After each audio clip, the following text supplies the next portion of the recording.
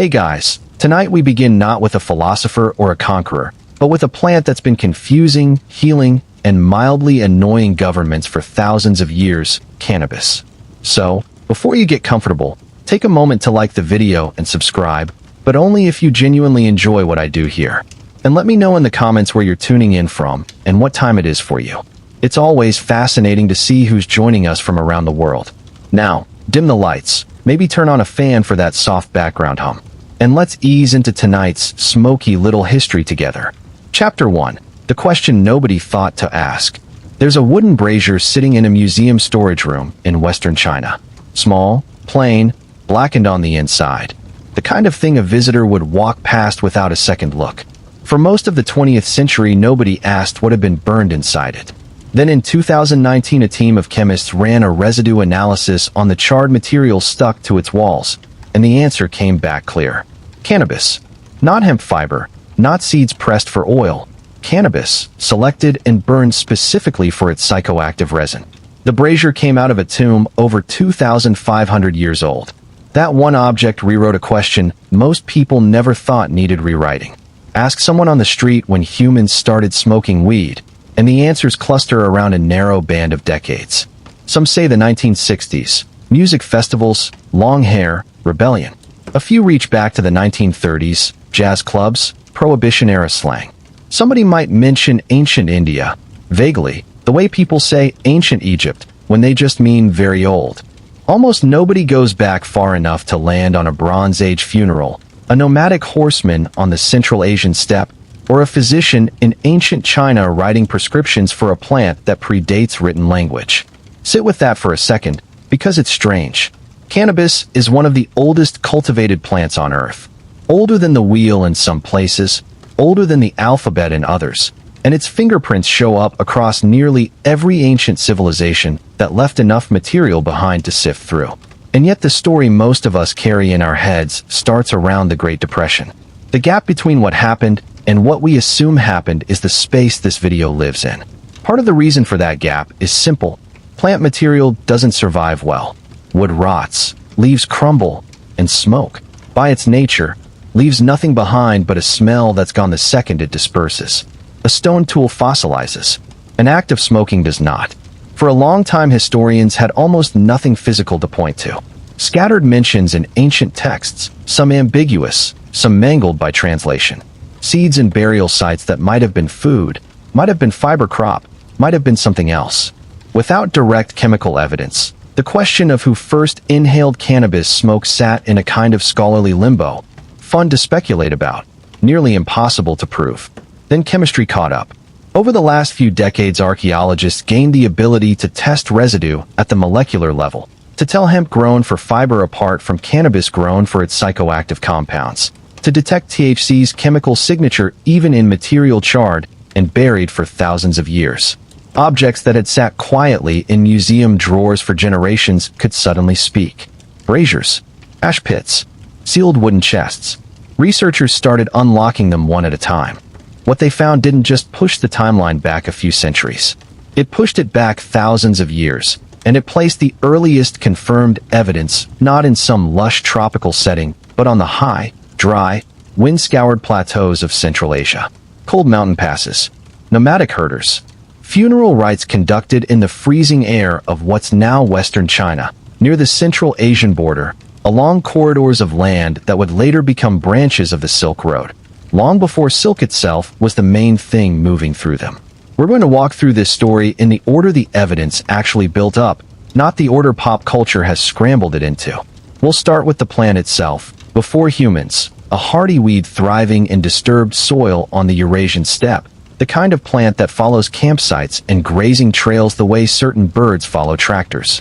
We'll trace how that weed became a crop, how it caught the attention of early herders and farmers, and how, at a point we can now date with real confidence, someone first burned it on purpose and breathed in the smoke.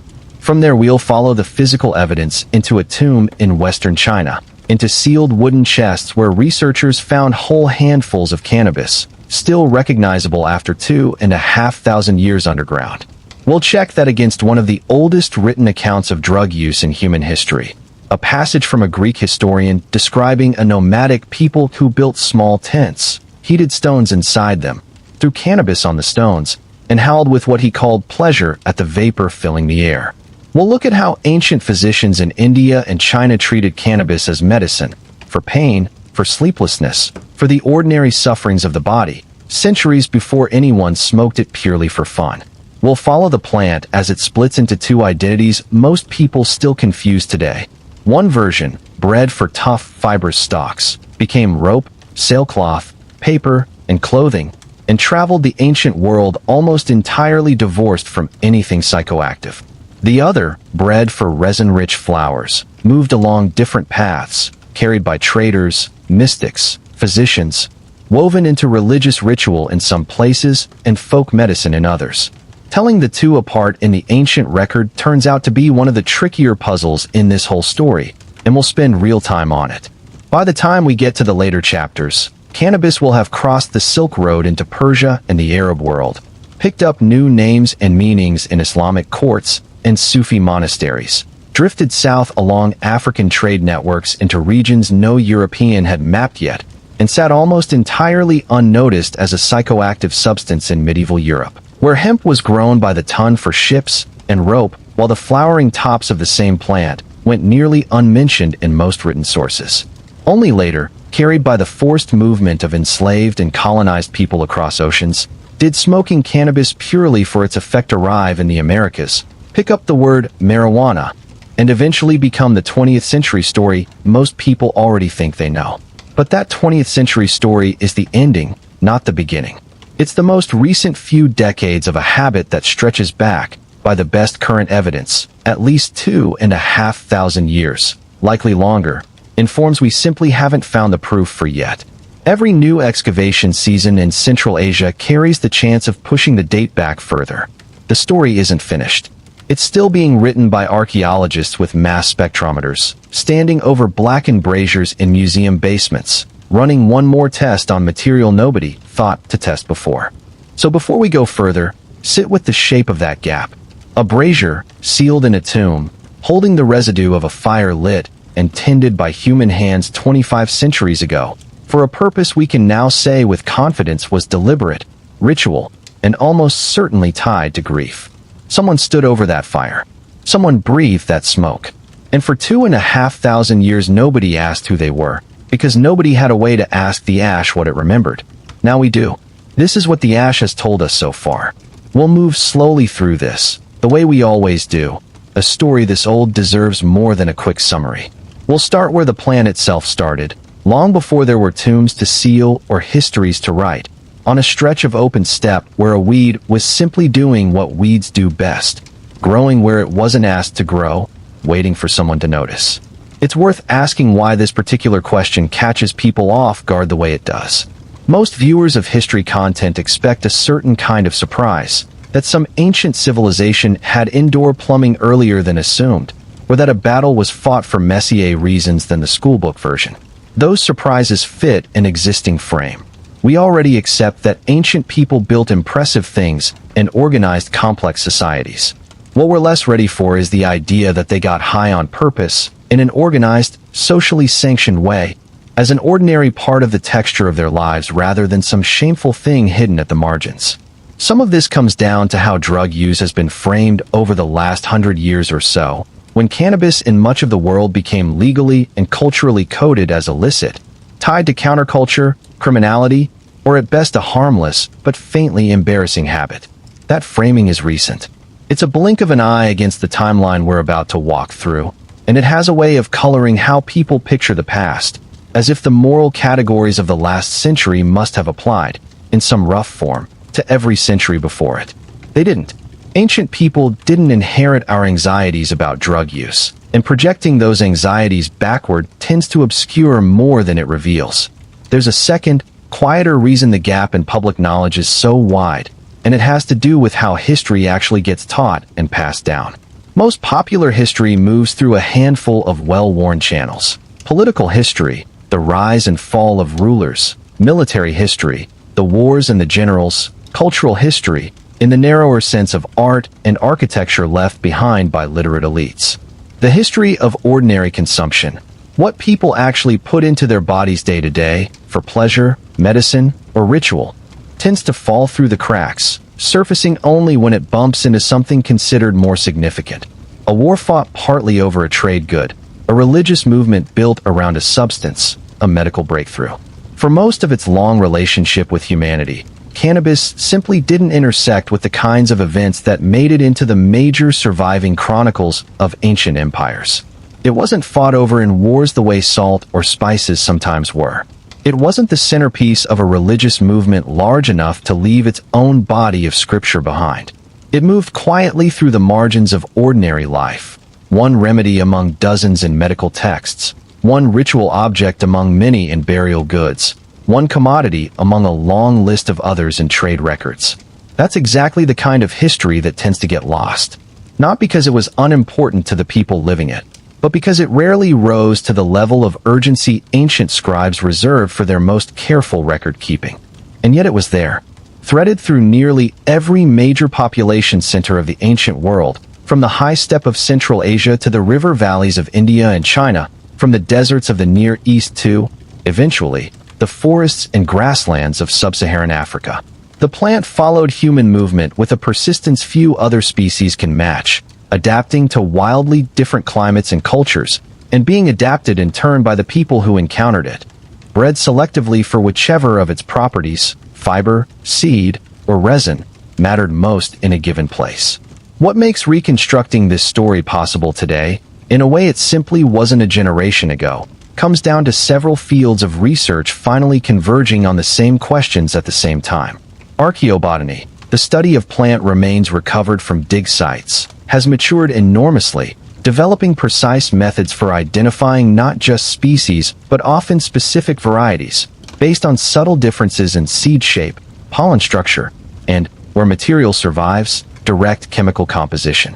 Gas chromatography mass spectrometry, which we'll get into in Chapter 3, lets researchers detect specific psychoactive compounds in residue thousands of years old, telling fiber hemp apart from cultivated, resin-rich cannabis with real confidence.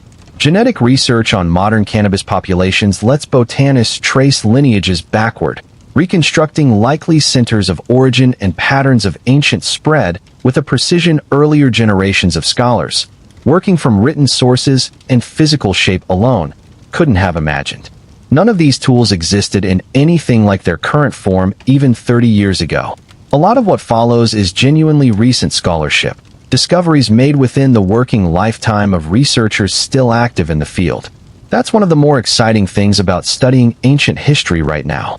The past isn't a fixed, fully excavated territory with nothing left to find. It's an active, ongoing conversation, constantly revised as new techniques let old evidence be reread and new evidence be understood properly for the first time. So hold on to that sense of an ongoing conversation rather than a closed book. Every date in the chapters ahead is the current best evidence, not necessarily the final word. Future excavations, particularly in the comparatively understudied parts of Central Asia, may push these timelines back further still, or turn up entirely new centers of early use nobody has found yet. That uncertainty isn't a weakness in the story. It's part of what makes it worth telling slowly. One more thing worth setting up before we leave this chapter, because it'll echo through everything that follows. Ancient people didn't experience cannabis as one unified category, the way modern conversation often treats it, as if cannabis use were a single consistent activity carrying a single meaning across every culture and century. What we're actually tracing is closer to a family of related but genuinely distinct practices, connected by a shared plant, but diverging sharply in method, meaning, and context depending on where and when.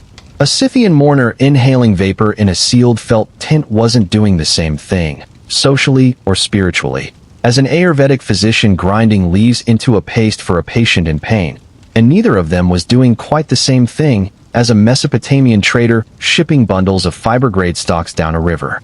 Keep that diversity in mind. It'll make the rest of this easier to follow, because the plant's identity keeps shifting depending on whose hands it passes through. With that groundwork laid, let's turn to the plant itself.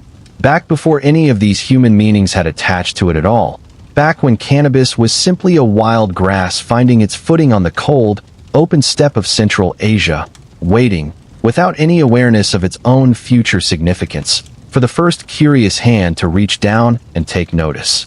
Chapter 2. The Grass Before the Garden. Long before cannabis meant anything to anyone, it was just a weed. Not in the dismissive modern sense, a nuisance to pull from a garden bed, but in the older sense, a hardy species that thrives in disturbed ground, the kind of soil that gets churned up wherever large groups of animals or people move through the same place again and again. Riverbanks, trampled grazing paths, the edges of temporary camps. Botanists sometimes call cannabis a camp follower species. It doesn't need to be planted, because it shows up on its own wherever the ground has been broken and the competition cleared away. Wild cannabis's botanical home sits in Central Asia, in a broad arc from the foothills of the Himalayas up through Mongolia, western China, and the former Soviet Central Asian republics. Not lush, tropical land. High, dry, and often bitterly cold in winter. Open grassland and scattered scrub and mountain passes that funnel travelers and their animals along the same routes generation after generation. Exactly the kind of environment cannabis is built for. It tolerates poor soil, survives temperature swings that would kill more delicate plants, and grows fast enough to claim any patch of disturbed earth before slower competitors move in.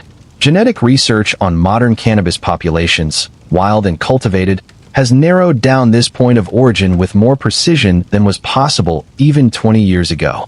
Comparing DNA from strains across the world, researchers have traced a family tree back to a single ancestral population, likely centered near the northeastern edge of the Tibetan Plateau.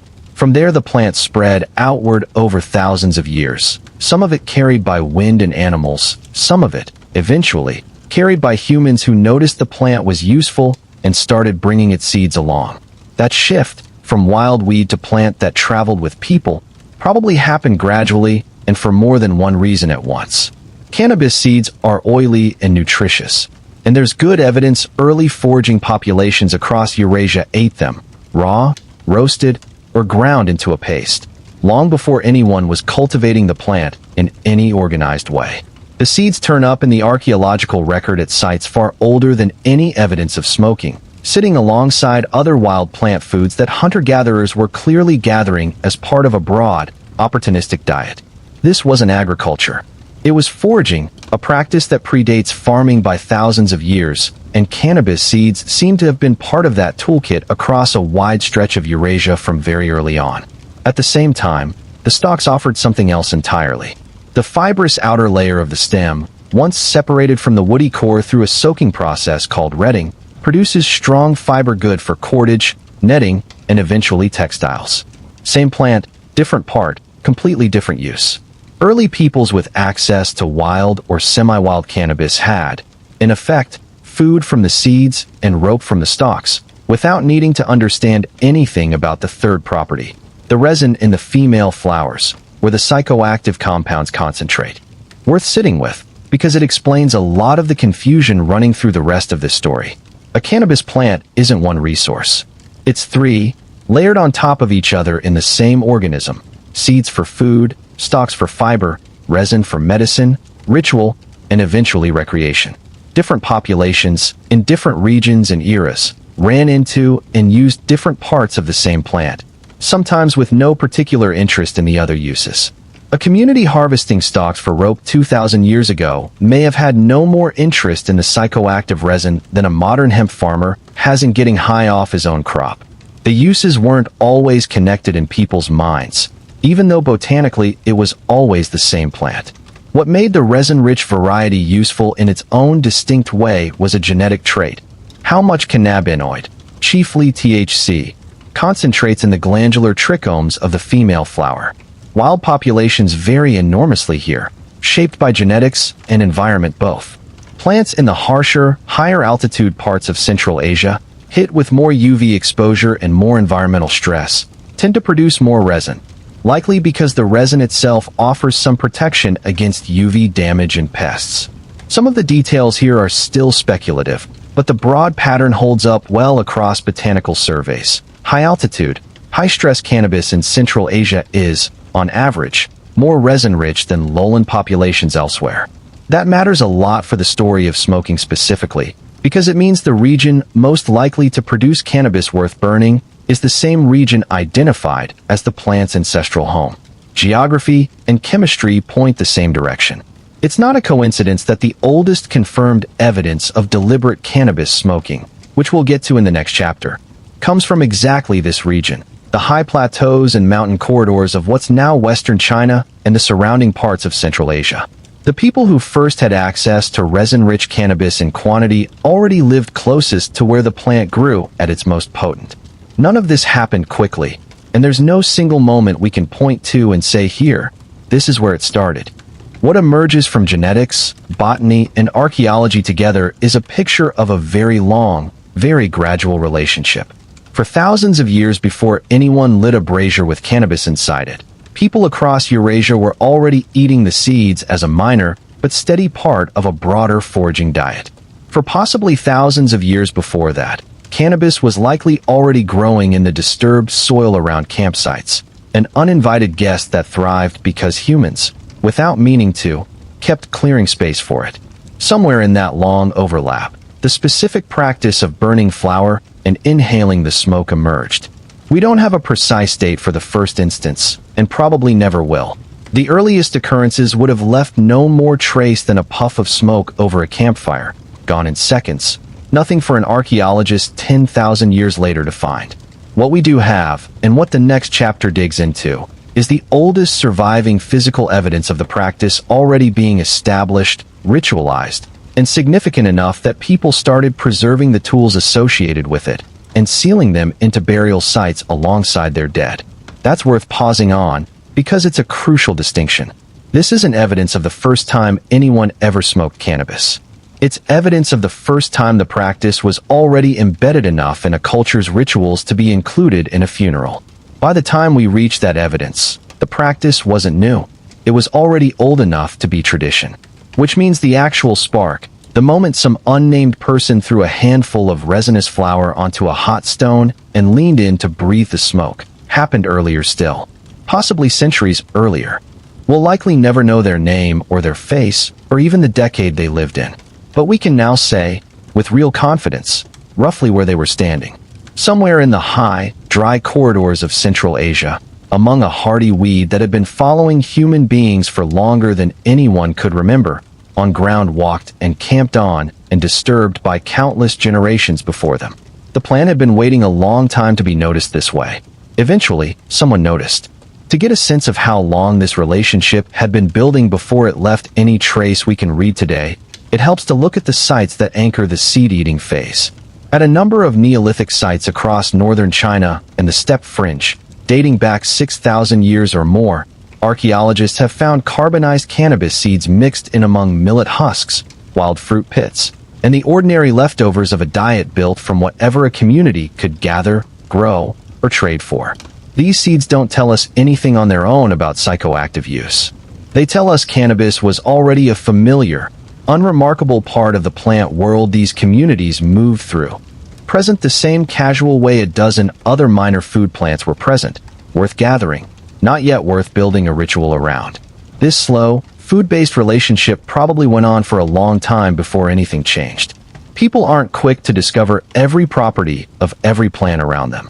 It can take generations of accumulated, half-accidental observation. Someone noticing a fire built too close to flowering cannabis threw off unusual smoke. Someone else noticing inhaling near it produced an unusual feeling, before a community starts deliberately reproducing what happened by chance.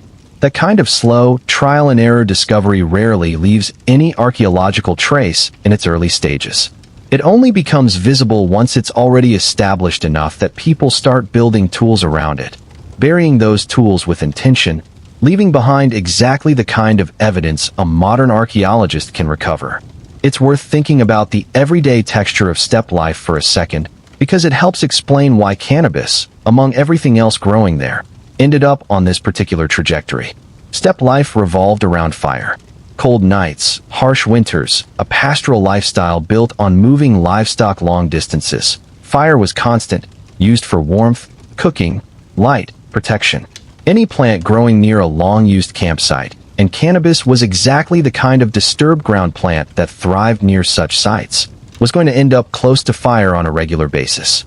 Sooner or later someone was going to burn some of it, on purpose or by accident, and someone was going to notice. This is admittedly speculative reconstruction. No written record survives from this earliest phase to confirm the sequence. But it fits the broader pattern anthropologists have observed in how other psychoactive plants were likely discovered. Coffee, by persistent tradition, was noticed because of what it did to goats that ate its berries. Various psychoactive mushrooms around the world seem to have been found through the kind of opportunistic foraging that eventually samples nearly everything edible or burnable in a given place. Cannabis, sitting directly in the path of steppe campfires for potentially thousands of years, was, in that sense, almost destined to be discovered eventually, just through the accumulated weight of proximity and repetition. What sets cannabis apart, and what makes its story so well suited to careful reconstruction, is the specific combination of geography and climate in its region of origin. The same high, dry, cold conditions that made Central Asian cannabis especially resin-rich also happen to be great conditions for preserving organic material over long stretches of time. Dry climates slow decomposition. Cold climates slow it further. The same environmental pressures that pushed wild cannabis toward higher potency also happen to create ideal conditions for the physical evidence of its use to survive, largely intact, for archaeologists to find 2,500 years later. That's a kind of historical good luck, though it comes with a caveat we've touched on already and will come back to. Because preservation conditions were so favorable in this specific region, the evidence from Central Asia has, understandably, dominated scholarly understanding of cannabis's earliest deliberate use. But that doesn't necessarily mean deliberate smoking began exclusively there and nowhere else. It may just mean this is the region where the evidence happened to survive well enough for modern researchers to find it.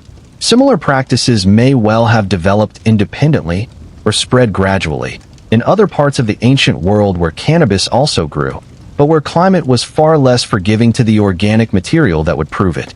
With that in mind, we can turn to the physical evidence itself. The braziers, the tombs, the preserved plant material that turned this long, speculative prehistory into something archaeologists could hold in their hands, test in a lab, and date with genuine confidence. This is where the story stops being reconstruction from indirect clues and becomes something closer to direct testimony. Smoke residue speaking, quite literally, across 25 centuries of silence. One last thing before we make that shift. It's worth appreciating how much time this earlier, quieter phase covered. If Neolithic populations were already gathering cannabis seeds as a minor food source 6,000 years ago, and the earliest confirmed deliberate smoking dates to roughly 2,500 years ago, that leaves a gap of well over 3,000 years, longer than the span separating the Egyptian pyramids from today, during which cannabis sat quietly in the background of steppe existence as food and possibly fiber, long before anyone treated it as anything more dramatic. What caused the eventual shift? A single moment of accidental discovery that spread through imitation, or a slower, more diffuse process happening independently at multiple points across the region, is a question the archaeological record can't fully answer and may never answer with total certainty. What it can tell us, increasingly clearly as more sites get excavated and more residue gets tested, is roughly when the shift had already taken hold firmly enough to leave physical evidence behind. That evidence begins, as far as current archaeology can confirm, in the tombs of Western China, among a people who had learned not just to smoke cannabis, but to select it carefully, prepare it deliberately, and entrust it to their dead. One more thought worth carrying forward. This shift from foraged food plant to deliberately cultivated, potency-selected ritual substance almost certainly didn't happen in a single valley in isolation. The high corridors of Central Asia were never empty, static places. Even at this early date, they were crossed by seasonal migration, by contact between neighboring pastoral groups trading livestock and tools and knowledge, by the kind of loose, informal exchange that leaves almost no archaeological trace, but that anthropologists studying comparable modern pastoral societies recognize as a near-constant feature of steppe life. Whatever community first began deliberately selecting and burning higher potency cannabis, The knowledge of how to do it likely spread outward through exactly this kind of informal, person-to-person contact, along the same seasonal grazing routes and trade paths that would later formalize into the great corridors of the Silk Road. Chapter 3. The Smoke in the Tomb. In 2019, a team led by archaeologist Emin Yang published findings that quietly reshaped the timeline of human drug use. The site was Jirzankal Cemetery, high in the Pamir Mountains of western China, at roughly 3,000 meters. Brutal, thin-air terrain where survival is a daily negotiation with the landscape, and yet people had been burying their dead there with real care for well over 2,000 years. Inside several tombs, researchers found wooden braziers, small vessels for holding burning material, blackened from repeated use. Not everyday cooking tools. Their placement in the burial context, alongside other ritual objects and human remains, suggested a ceremonial purpose tied to funerary rites. Similar braziers had turned up at burial sites across Eurasia for decades, and archaeologists had generally assumed incense, aromatic resins, or some other plant material. Nobody had the tools to say precisely what. That changed when Yang's team ran gas chromatography mass spectrometry on the charred residue inside the braziers. The method identifies specific compounds locked into burned material even after thousands of years, breaking the residue down and comparing it against known chemical signatures. What they found was unmistakable. Cannabinol, a compound that forms as THC degrades, at levels well above what you'd expect from wild, low-potency hemp. In plain terms, the cannabis burned in these braziers had been deliberately selected for its psychoactive potency. Not incidental hemp smoke from a fiber crop. Cannabis chosen specifically because it would get you high. The tombs dated to around 500 BCE, roughly 2,500 years back. At the time of publication, that made Jirzankal the earliest confirmed physical evidence anywhere in the world of humans deliberately burning cannabis for its psychoactive effect. Not folklore, not an ambiguous line scholars had argued over for a century. Actual chemical residue, tested with modern instruments, sitting inside actual burial objects, in a context that made the ritual purpose unmistakable. The researchers went further, comparing cannabinol levels across multiple braziers at the site, and found something even more specific. Potency seemed to increase over time within the site's use. That suggests intent stretching beyond a single generation. Someone was paying attention to which plants produced a stronger effect, and someone was passing that knowledge along, whether through selective harvesting of wild plants or some early, informal form of cultivation. Why at a funeral, specifically? It helps to look at who lived in the region. The high mountain corridors of the Pamirs and the broader Darim Basin sat along early branches of what would become the Silk Road, a crossroads where nomadic and semi-nomadic groups moved through, traded, and sometimes settled. These populations left behind burial practices that suggest deep concern with the soul's journey after death and altered states, whether from fasting, ritual, or psychoactive substances, show up again and again across ancient cultures as a way of bridging the living and whatever comes after. Burning cannabis inside a sealed tomb chamber, filling that small enclosed space with dense smoke, may have been a way of accompanying the dead, altering the mourner's own consciousness, or both. Jirzankal wasn't alone. A related site, the Yanghai tombs near Turpan, also in western China, produced an even more striking find years earlier, in 2008. There, in the grave of a man archaeologists believe was a shaman or ritual specialist, based on other objects buried with him, they found nearly 800 grams of cannabis, remarkably well preserved by the dry desert conditions of the Darim Basin, some of it still green, sealed inside a wooden bowl and leather basket beside the body. Not residue this time. Actual plant material, whole and largely intact, dated to roughly 2,700 years old. Analysis of the Yanghai cannabis showed plants that had been selectively harvested, seeds mostly removed, stems present, consistent with a deliberate effort to prepare and preserve the psychoactive flowering tops rather than just storing whole harvested plants.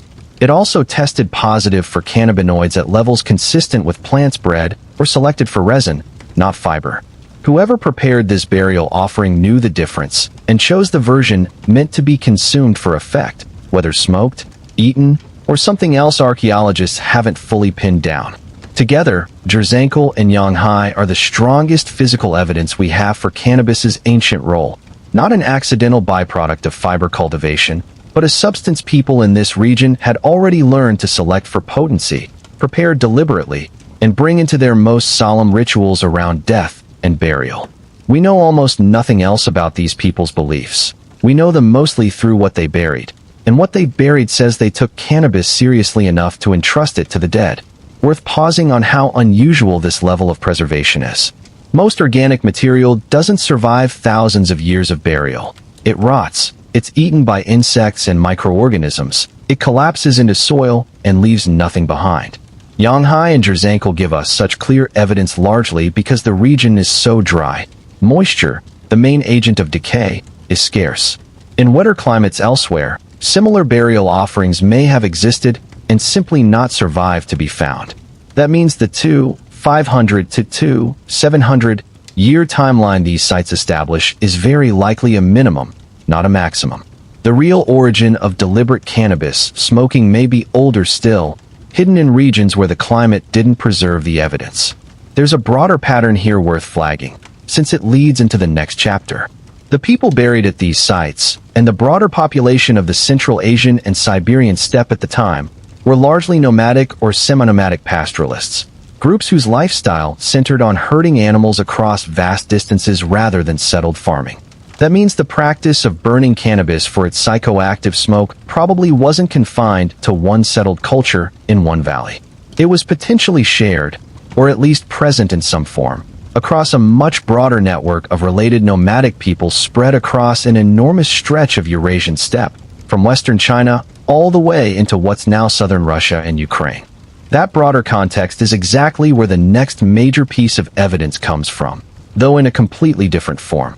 Where Jirzankal and Yanghai give us chemistry and physical remains, the next source gives us something rarer, a written eyewitness account, from a Greek historian who never smoked cannabis himself, but described, in careful detail, watching a nomadic people do exactly that.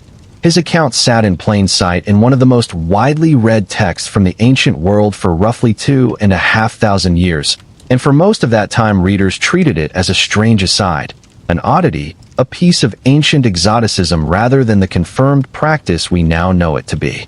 What makes this next piece of evidence so remarkable is how precisely it lines up with what the archaeology already told us. The people this historian described lived in the same broad region, roughly the same period, practicing what looks like essentially the same ritual documented in the Jirzankal tombs. A written account and a chemical residue, separated by continents of scholarship and thousands of years of skepticism, converging on the same simple truth. Someone, a very long time ago, on the cold open steppe, built a small enclosed space, heated stones until they glowed, threw handfuls of cannabis onto them, and breathed deeply as the smoke rose to fill the air. It's worth walking through how the Jirzankal discovery actually happened, because the process says almost as much about archaeological knowledge as the discovery itself. Yang and his colleagues weren't setting out to prove anything about ancient drug use.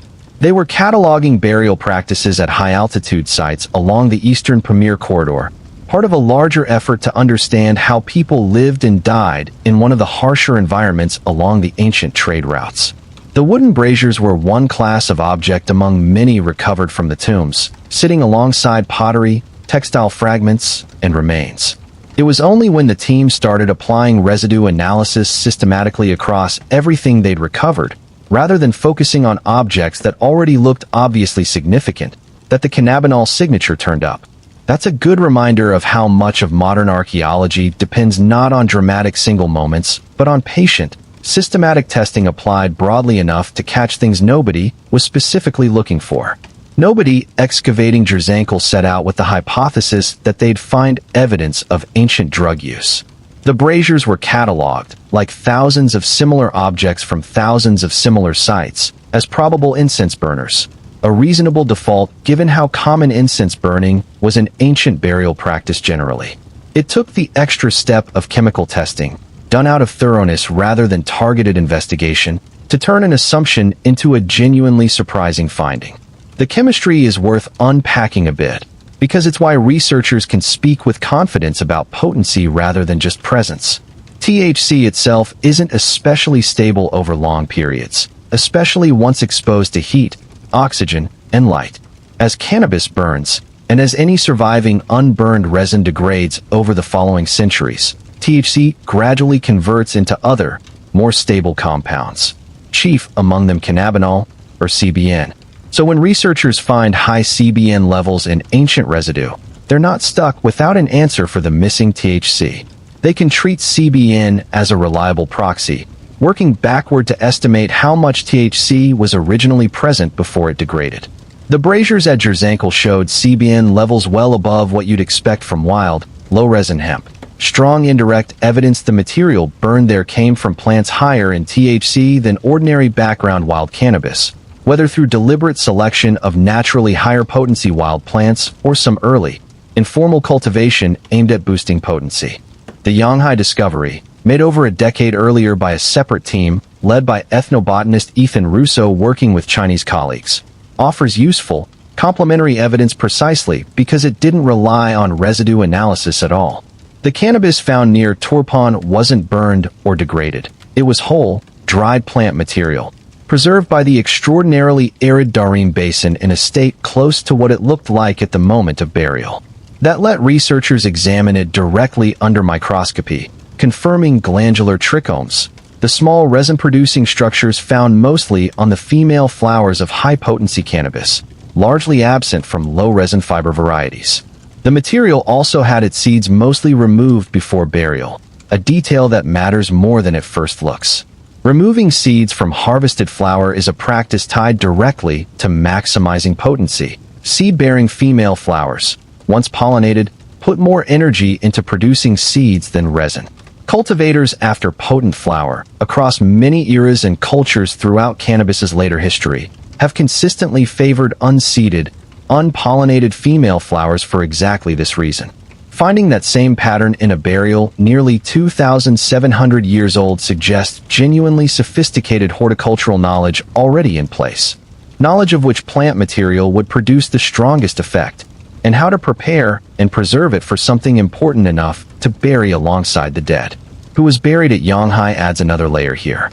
Alongside the cannabis, the grave held other objects consistent with ritual or shamanic practice as understood from comparable burials across the broader Eurasian steppe, leading researchers to propose the deceased may have held a specialized religious role, someone whose relationship with altered states, whether through cannabis or other means, was likely a recognized part of their social function while alive.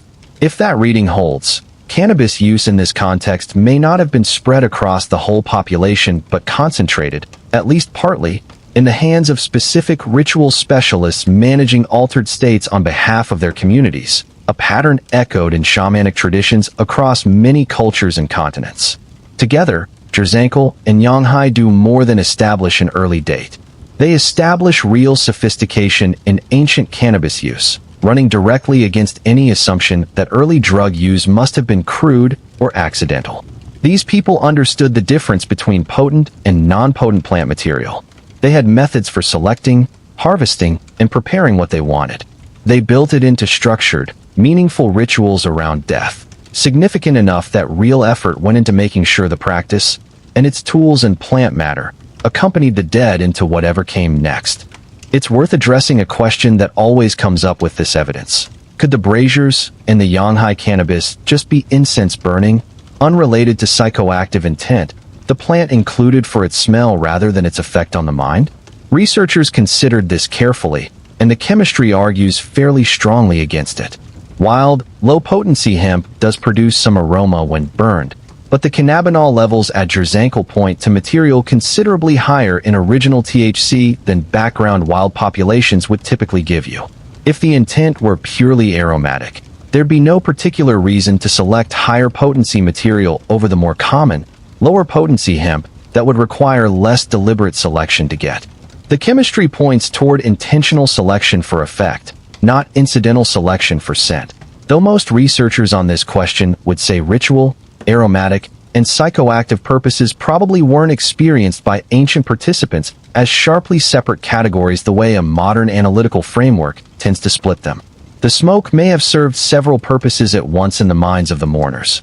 marking the occasion with a distinctive, meaningful scent, honoring the dead through a substance tied to altered or heightened states, producing a genuine, shared psychoactive experience among the living, all without any need to separate these functions the way we might feel compelled to today. This layered, multi-purpose way of thinking about ritual substance use shows up again and again across the ancient world, and it's a useful lens to carry into the next chapter, where we turn to the written record left by an outside observer who watched a closely related practice unfold among the broader family of steppe peoples, and described, with unusual specificity for his era, exactly how it was done and how people seemed to feel about it. Chapter 4. The historian who wrote it down. Herodotus is often called the father of history for doing something that hadn't been widely attempted before him. Traveling the known world of the 5th century BCE and systematically recording what he saw and what people told him, rather than leaning purely on myth or oral tradition passed down without scrutiny. His histories cover an enormous range of subjects, from the Greco-Persian wars to Egyptian priestly customs to the burial practices of peoples living well beyond the Greek world as he understood it. Buried in there is a passage on a nomadic people called the Scythians, and inside that passage sits one of the oldest written descriptions of drug use anywhere in recorded history. The Scythians were horse-riding pastoralists who occupied a vast stretch of the Eurasian steppe from the Black Sea eastward through Central Asia, roughly overlapping the same broad zone as the Jirzankal and Yanghai burial sites. They left no writing system of their own that survives, so almost everything we know about their daily life comes from archaeology or from outsiders who encountered them, and Herodotus is by far the most detailed source we have. According to his account, the Scythians ran a specific funerary purification ritual after a burial.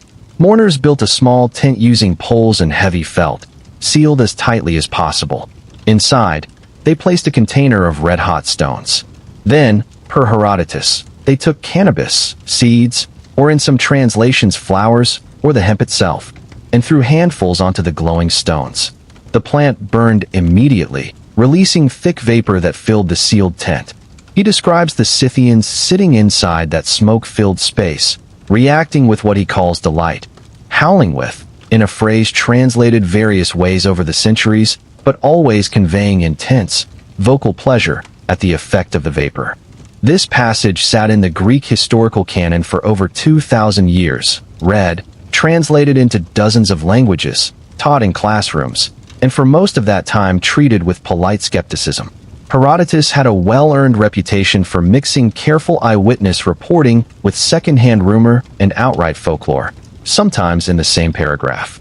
Scholars debated for generations whether his description of what became known as the Scythian bathing ritual was accurate, a garbled report distorted through retelling, or simply an invented curiosity meant to entertain Greek readers with tales of exotic distant peoples.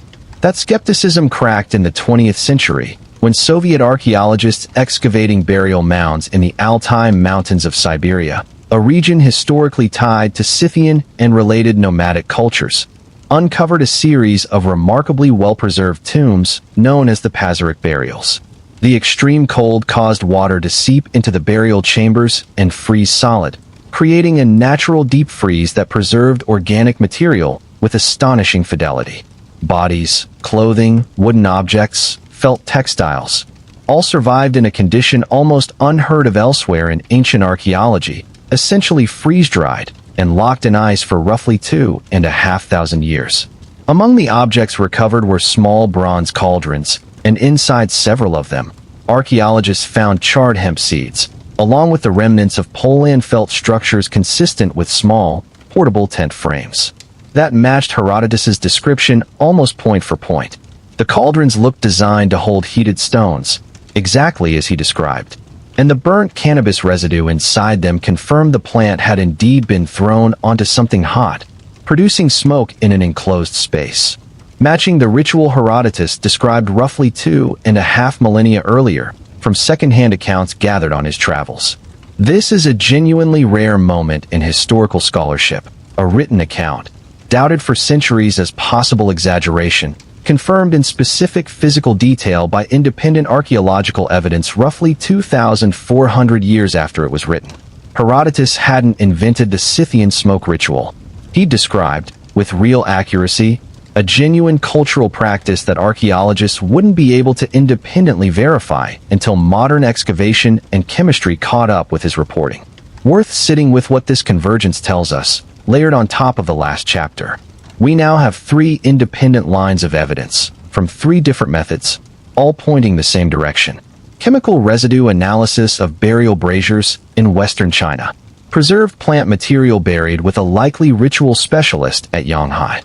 A detailed written eyewitness account from a Greek historian describing nomadic peoples on the western end of the same steppe corridor. And physical, frozen confirmation of that account from Siberian burial mounds.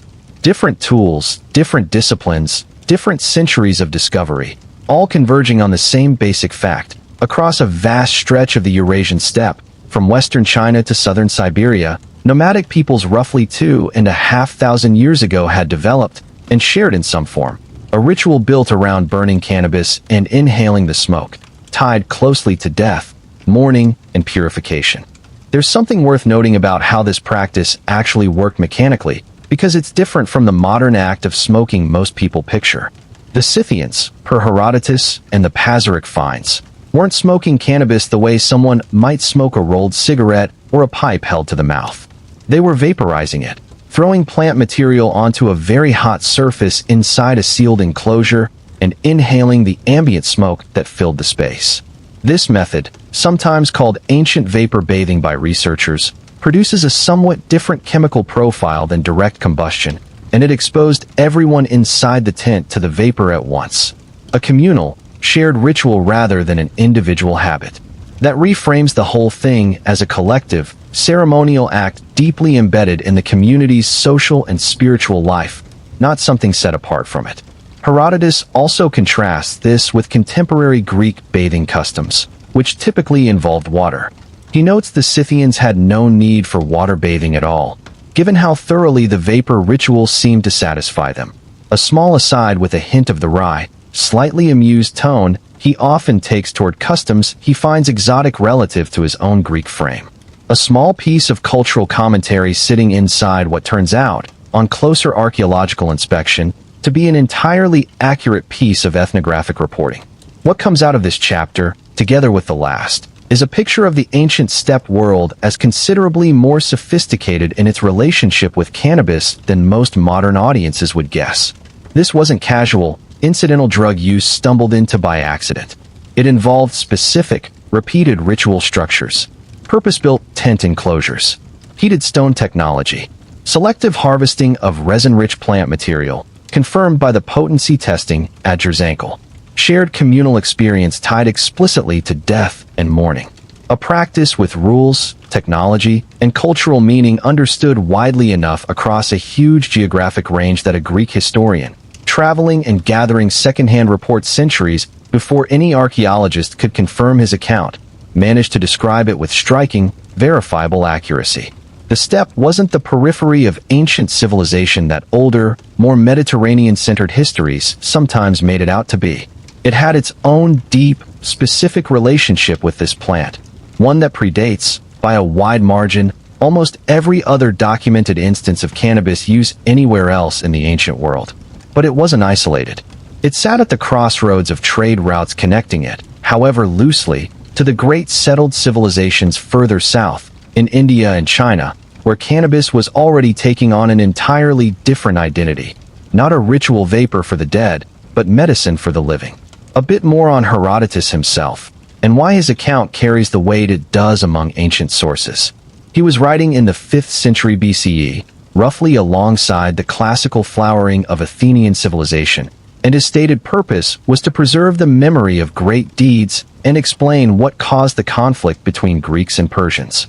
That took him well beyond Greece, into Egypt, Persia, and the lands bordering the Black Sea and the steppe beyond, which the Greeks called, with a certain vague geographical looseness, Scythia. Herodotus didn't claim to have personally witnessed every custom he described. He's explicit, repeatedly, about distinguishing what he saw himself from what he was told, sometimes flagging his own skepticism, sometimes just reporting without endorsing. That makes his method, by the standards of his era, remarkably careful. The Scythian cannabis passage sits inside a longer section on Scythian burial customs generally, including the elaborate mummification and procession rituals around a Scythian king's death. Details that archaeological excavation of royal Scythian burial mounds has independently corroborated with striking accuracy. That broader pattern of Herodotus's Scythian ethnography holding up well against physical evidence lends real credibility to the cannabis passage specifically, since it sits in a part of his work that's proven considerably more reliable than skeptical readers assumed for most of the modern era. The specific mechanics he describes are worth walking through, because they show a level of practical, almost engineering-minded specificity that argues against pure invention or garbled rumor. 3 wooden poles leaned together and covered tightly with felt, forming a small, enclosed cone, not unlike a simple tent or sweat lodge. Inside, a vessel with red-hot stones, heated separately before being carried in. Only once the structure was sealed and the stones in place did they throw cannabis onto them. Heat source prepared separately, structure sealed, material introduced last. A considered, repeatable process, not a spontaneous or improvised one. That's more consistent with an established cultural technology than with rumor. The Pazaric confirmation, when it finally came in the 20th century, is worth a closer look too, for what it found and for the broader context of the burials. The Pazaric culture, as archaeologists now call the people behind these Altai burial mounds, flourished roughly between the 6th and 3rd centuries BC, squarely in the same era as both the Jirzankal tombs and Herodotus's own lifetime. The mounds, or kurgans, were substantial earthen structures built over timber burial chambers, and it was the combination of the region's climate and the mound's construction that produced the remarkable preservation conditions archaeologists found when systematic excavation began in the mid-20th century. When groundwater seeped into these sealed timber chambers and froze, it created a solid block of ice around the burial contents that stayed frozen, essentially undisturbed, for over 2,000 years, protected from the seasonal freeze-thaw cycles affecting surface permafrost. So when Soviet archaeologists, led initially by Sergei Rudenko starting in the 1940s, cut into these frozen chambers, they found not just skeletal remains but tattooed skin, preserved hair, intact textiles, and, crucially, the small bronze censers with charred hemp seeds, alongside the collapsed remains of the pole-in felt frames that had once held them up. The tattoos on several Pazaric bodies, elaborate stylized animals rendered with real artistic sophistication, became famous in their own right. But it was the censers, sitting quietly alongside the more visually striking finds, that confirmed Herodotus's account. Rudenko himself noted how closely the recovered objects matched the Greek description, a genuine vindication for a historian who'd been treated with polite condescension by generations of classical scholars over this particular passage. Herodotus's broader reputation had already been improving through the 20th century, as findings from Egypt to the Near East kept confirming details earlier scholars had dismissed as fanciful. The Pazaric confirmation became one of the more vivid, frequently cited examples of that pattern, a specific, checkable detail that turned out, against considerable scholarly expectation, to be precisely accurate. The broader lesson here, written testimony and frozen physical evidence meeting across 2,500 years of separation, extends past this one ritual. It's a methodological lesson historians of the ancient world have increasingly taken to heart. Dismissing an ancient account purely because it describes something unfamiliar or strange is a genuinely risky habit, one that's caused scholars to undervalue accurate reporting simply because it didn't fit their expectations of what ancient life should look like. Herodotus was working centuries before any concept of chemical analysis existed, relying entirely on second-hand accounts gathered through interpreters and travelers along trade routes connecting the Greek world to the distant steppe. That he preserved, with this degree of accuracy, a ritual practice that wouldn't be independently confirmed for well over 2,000 years says something about the value of careful ethnographic reporting, even from someone with no way to verify the deeper mechanics of what he was describing. It also, quietly, humanizes the Scythians, a people who left no writing of their own and who have, for most of the intervening centuries, been known to the wider world almost entirely through outsiders' descriptions, filtered through Greek assumptions about what made a culture civilized or exotic. What emerges from Herodotus and the Pazaric evidence together isn't a picture of primitive, undisciplined nomads stumbling into intoxication by accident. It's a people with a considered, structured, technologically specific approach to grief, careful preparation, purpose-built equipment, a shared communal experience of altered consciousness deliberately woven into how they process the loss of their dead. A fully developed cultural practice, not a primitive footnote, and it deserves to be understood on those terms as we turn south, away from the open steppe, into the settled river valley civilizations where this same plant was, at roughly the same moment in history, becoming something else entirely, not a vapor for mourning, but a medicine for the living. One last detail from the Pazaric excavations before we make that turn. Among the grave goods, archaeologists also found evidence of felted wool artistry of real quality, elaborately dyed textiles, and finely worked leather goods, alongside the tattooed remains and bronze censers. Not a materially poor culture scraping by on the margins. A society capable of genuinely sophisticated craftwork across several mediums, trading for and working materials from considerable distances, and putting real resources and skill into burying its dead. The cannabis ritual sat comfortably within that broader context of considered, resourced cultural practice. One more expression of a society that took its craftsmanship and its spiritual life equally seriously. Chapter 5. The Physician's Plant. While nomadic peoples on the open steppe were building tents around heated stones and filling them with cannabis smoke, an entirely different relationship with the same plant was developing to the south, in the river valleys of India and China, where cannabis entered written medical tradition centuries before anyone in these regions appears to have smoked it primarily for pleasure. Here the plant's story shifts from ritual and mourning to something more clinical. Pain relief, sleep, the ordinary work of treating human suffering. In India, the earliest written reference to cannabis appears in the Atharva Veda, one of the 4 foundational texts of Vedic literature, compiled sometime in the 2nd millennium BCE, among the oldest religious texts still in continuous use anywhere today.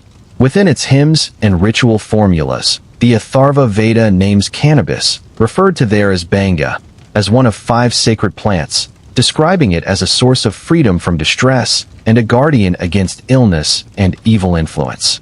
That's a genuinely early reference, placing cannabis firmly in the religious and medicinal framework of one of the oldest continuous civilizations on Earth, long before the Scythian evidence and roughly contemporary with, or possibly even earlier than, the wild to cultivated transitions discussed in Chapter 2. The context matters. This wasn't a reference to recreational intoxication. Banga in the Vedic tradition sat inside a framework of protection, healing, and religious significance, prepared and consumed as part of ritual and medicinal practice rather than casual use. Over the following centuries, that association deepened rather than faded. By the time of classical Ayurvedic medical texts, compiled and refined from roughly the 1st millennium BCE into the early centuries of the Common Era, cannabis had become a well-established part of the Indian pharmacological toolkit, prescribed for an impressively broad range of conditions. Ayurvedic physicians recommended cannabis for pain relief, particularly for what we today call neuralgia or rheumatic pain. It treated insomnia in various forms and dosages depending on severity. It appears in formulas for stimulating appetite, settling digestive complaints, and easing the pain and anxiety of childbirth, a use that persisted in Indian folk and traditional medicine for centuries afterward. Preparations varied. Bang, a paste or drink made from ground leaves and flowers mixed with milk, spices, and sometimes other ingredients, became and remains one of the most enduring and widespread forms, consumed both medicinally and as part of religious festivals, particularly those tied to Shiva, with whom cannabis retains a strong devotional association in parts of India today. Worth noting that these Indian traditions center overwhelmingly on ingestion and topical application rather than smoking. Bang was drunk. Other preparations went on as poultices or ointments for pain and skin conditions. The specific act of smoking, burning cannabis and inhaling the smoke directly, the practice we established in the last 2 chapters among the Scythians roughly 2,500 years ago, doesn't show up prominently in the earliest layers of Indian textual evidence. An important distinction, and one that runs through this whole story. Different regions developed genuinely different consumption methods, shaped by their own local cultures, technologies, and available materials, long before any of these traditions came into meaningful contact with each other. A similar but distinct pattern shows up in ancient Chinese medical tradition. Chinese pharmacology is traditionally credited to a legendary figure named Shinnong, the divine farmer, said to have personally tasted hundreds of plants to catalog their medicinal and toxic properties, laying the foundation for Chinese herbal medicine as a systematic practice. Shinnong himself is a figure of legend rather than confirmed history, and the texts attributed to him, most notably the Shinnong Bin Chao Jing, or Divine Farmer's Materia Medica, were actually compiled centuries later, likely during the Han Dynasty, drawing on a much older oral and practical tradition. Within this tradition, cannabis, called ma in Chinese medical texts, occupies a well-documented place. The Materia Medica describes both the seeds and the flowering tops, noting different properties for each. Seeds were valued as a mild tonic and for their nutritional properties, consistent with the very old pattern of cannabis seed consumption as food discussed in Chapter 2. The flowering tops, sometimes called ma fun, were noted for stronger effects, described in terms modern readers would recognize as psychoactive, with some text warning about consuming them in excess. Chinese physicians clearly understood, fairly early, the difference between cannabis as a mild dietary staple and cannabis as something capable of altering the mind in larger doses. Chinese medical tradition also credits cannabis with a role in early surgery, most famously through the physician Hua Tuo, who practiced during the late Han Dynasty and early Three Kingdoms period, roughly the 2nd and 3rd century CE. Hua Tuo is a genuinely historical figure, unlike the legendary Shinnong, though many stories about him were recorded generations after his death and carry the embellishment common to celebrated figures whose reputations grow in the retelling. He's traditionally credited with developing mefizin, an anesthetic said to combine cannabis with wine and other ingredients, used to render patients insensible to pain before surgery.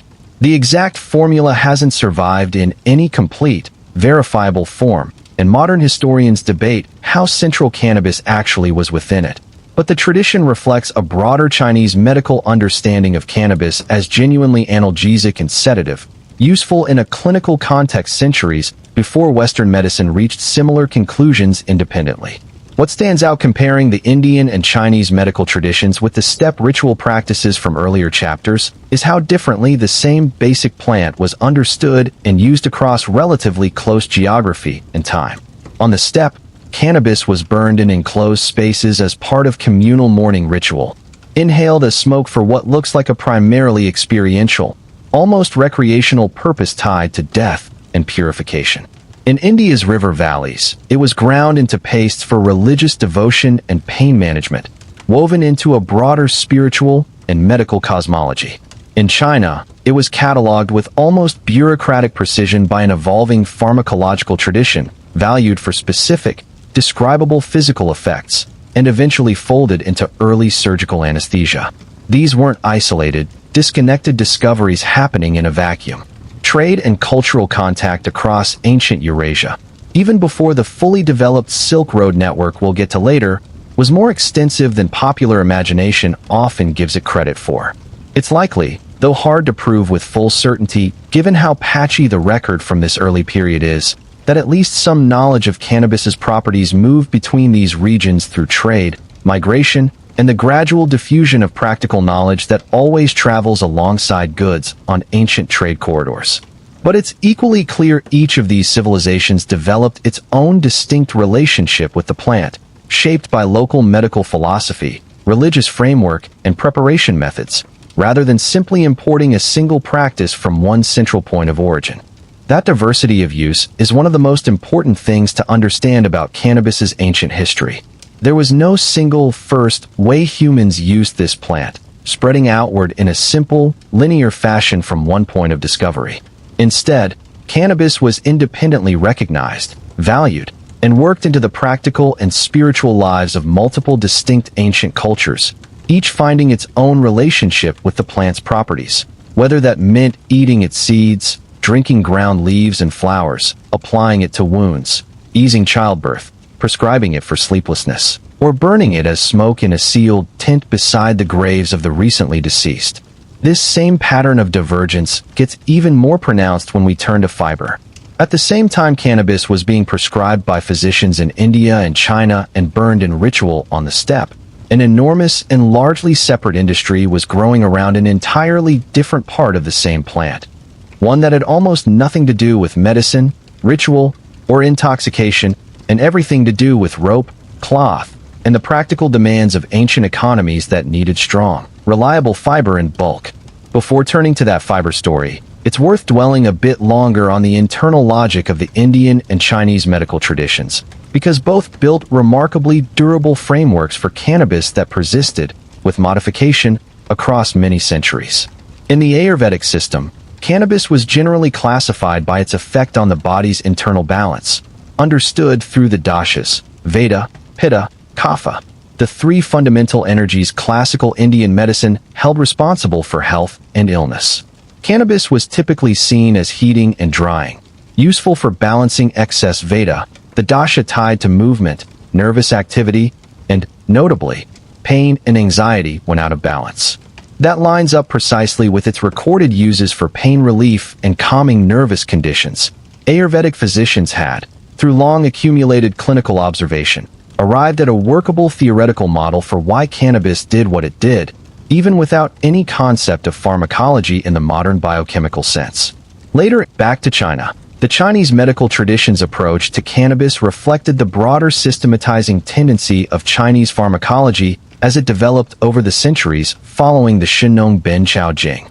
Chinese herbal medicine built an elaborate classification system organizing remedies by properties like warming or cooling effect, and by which of the body's internal systems, understood through organ networks rather than the Western circulatory or nervous system, a remedy was thought to primarily influence. Cannabis seeds were generally classified as a mild, nourishing substance, good for moistening dryness in the body, prescribed for constipation or general debility.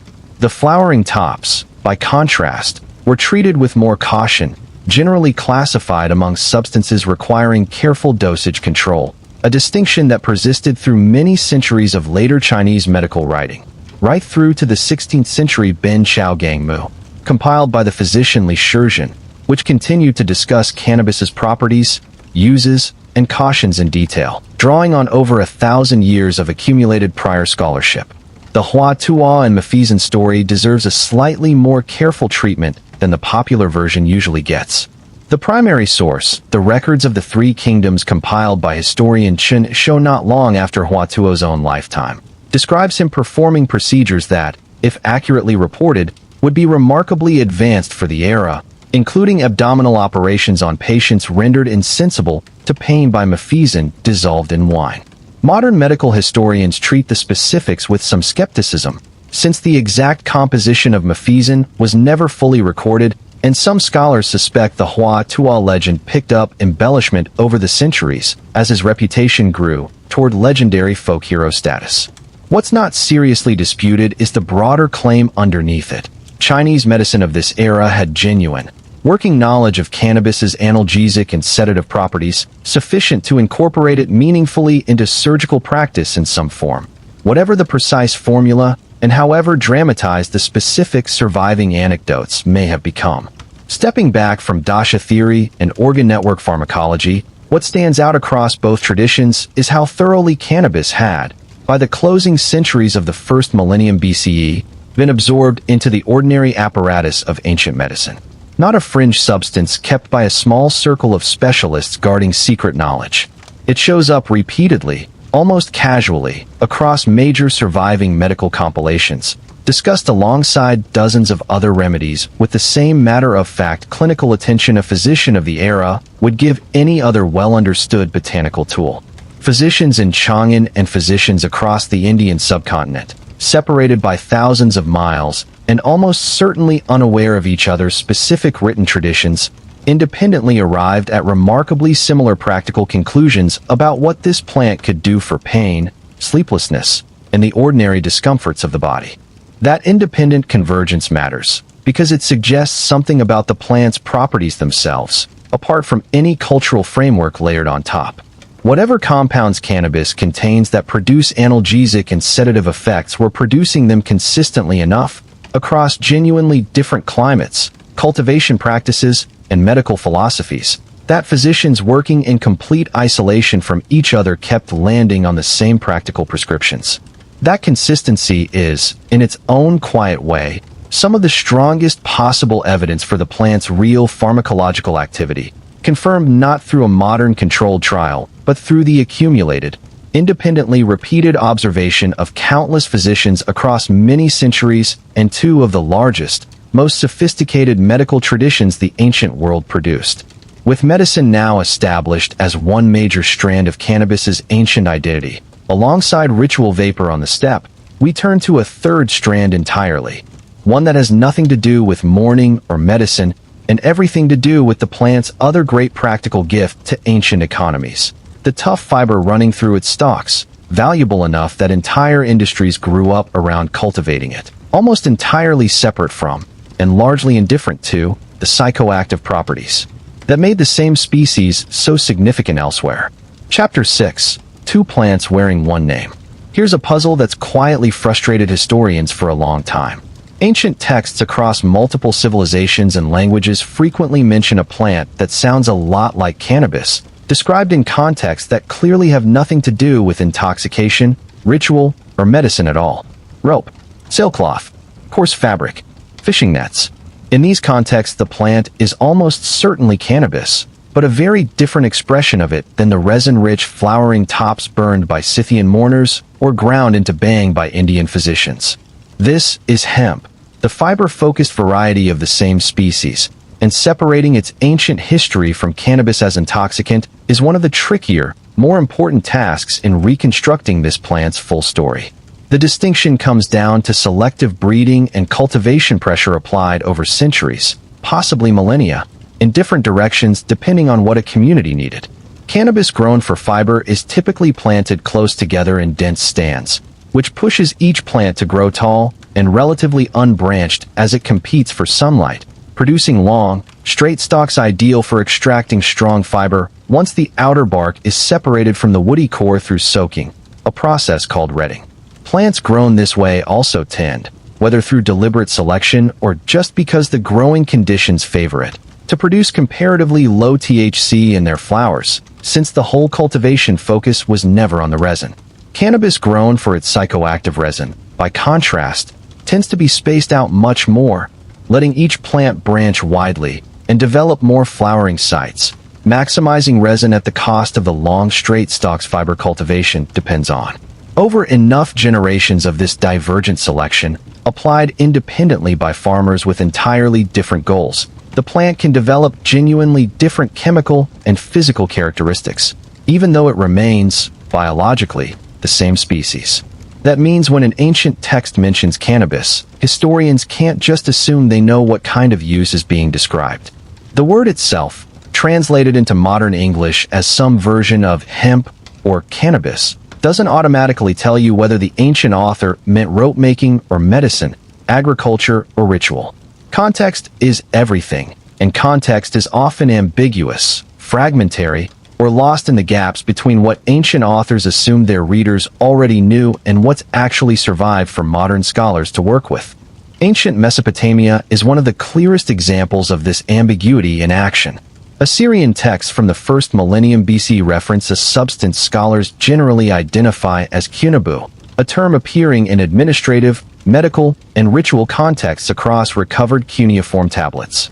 Linguists widely believe the word is an early ancestor of cannabis itself, tracing a linguistic thread that likely passed through several intermediate languages before entering Greek and then Latin, from which most modern European languages get their own versions of the word. But what kunabu referred to in any given text isn't always clear. Some references suggest it was burned as incense, maybe for its aroma or as part of religious ritual, closer to the psychoactive or ceremonial end of the plant's uses. Others appear in more practical, administrative contexts, suggesting fiber production and trade, closer to the hemp end. Scholars still debate individual passages, and both uses probably existed simultaneously within Assyrian society, much as they did largely separately, in India and China around the same period. Ancient Egypt presents a similarly layered picture, built more around medical papyri than administrative records. The Ebers Papyrus, a substantial medical text compiled around 1550 BC, though likely drawing on much older source material, contains what many scholars believe is a reference to cannabis, listed among botanical remedies for various ailments, including inflammation and possibly eye conditions. Translating and identifying specific plants named in ancient Egyptian medical texts is genuinely difficult work. Egyptian medical vocabulary doesn't always map cleanly onto modern botanical categories, and scholars have argued over the Ebers Papyrus cannabis reference for well over a century without full consensus. What can be said with reasonable confidence is that some form of cannabis, in some capacity, was present in ancient Egyptian medicine, used in a way broadly consistent with the pain relief and anti-inflammatory applications documented independently in Ayurvedic and Chinese traditions in the last chapter.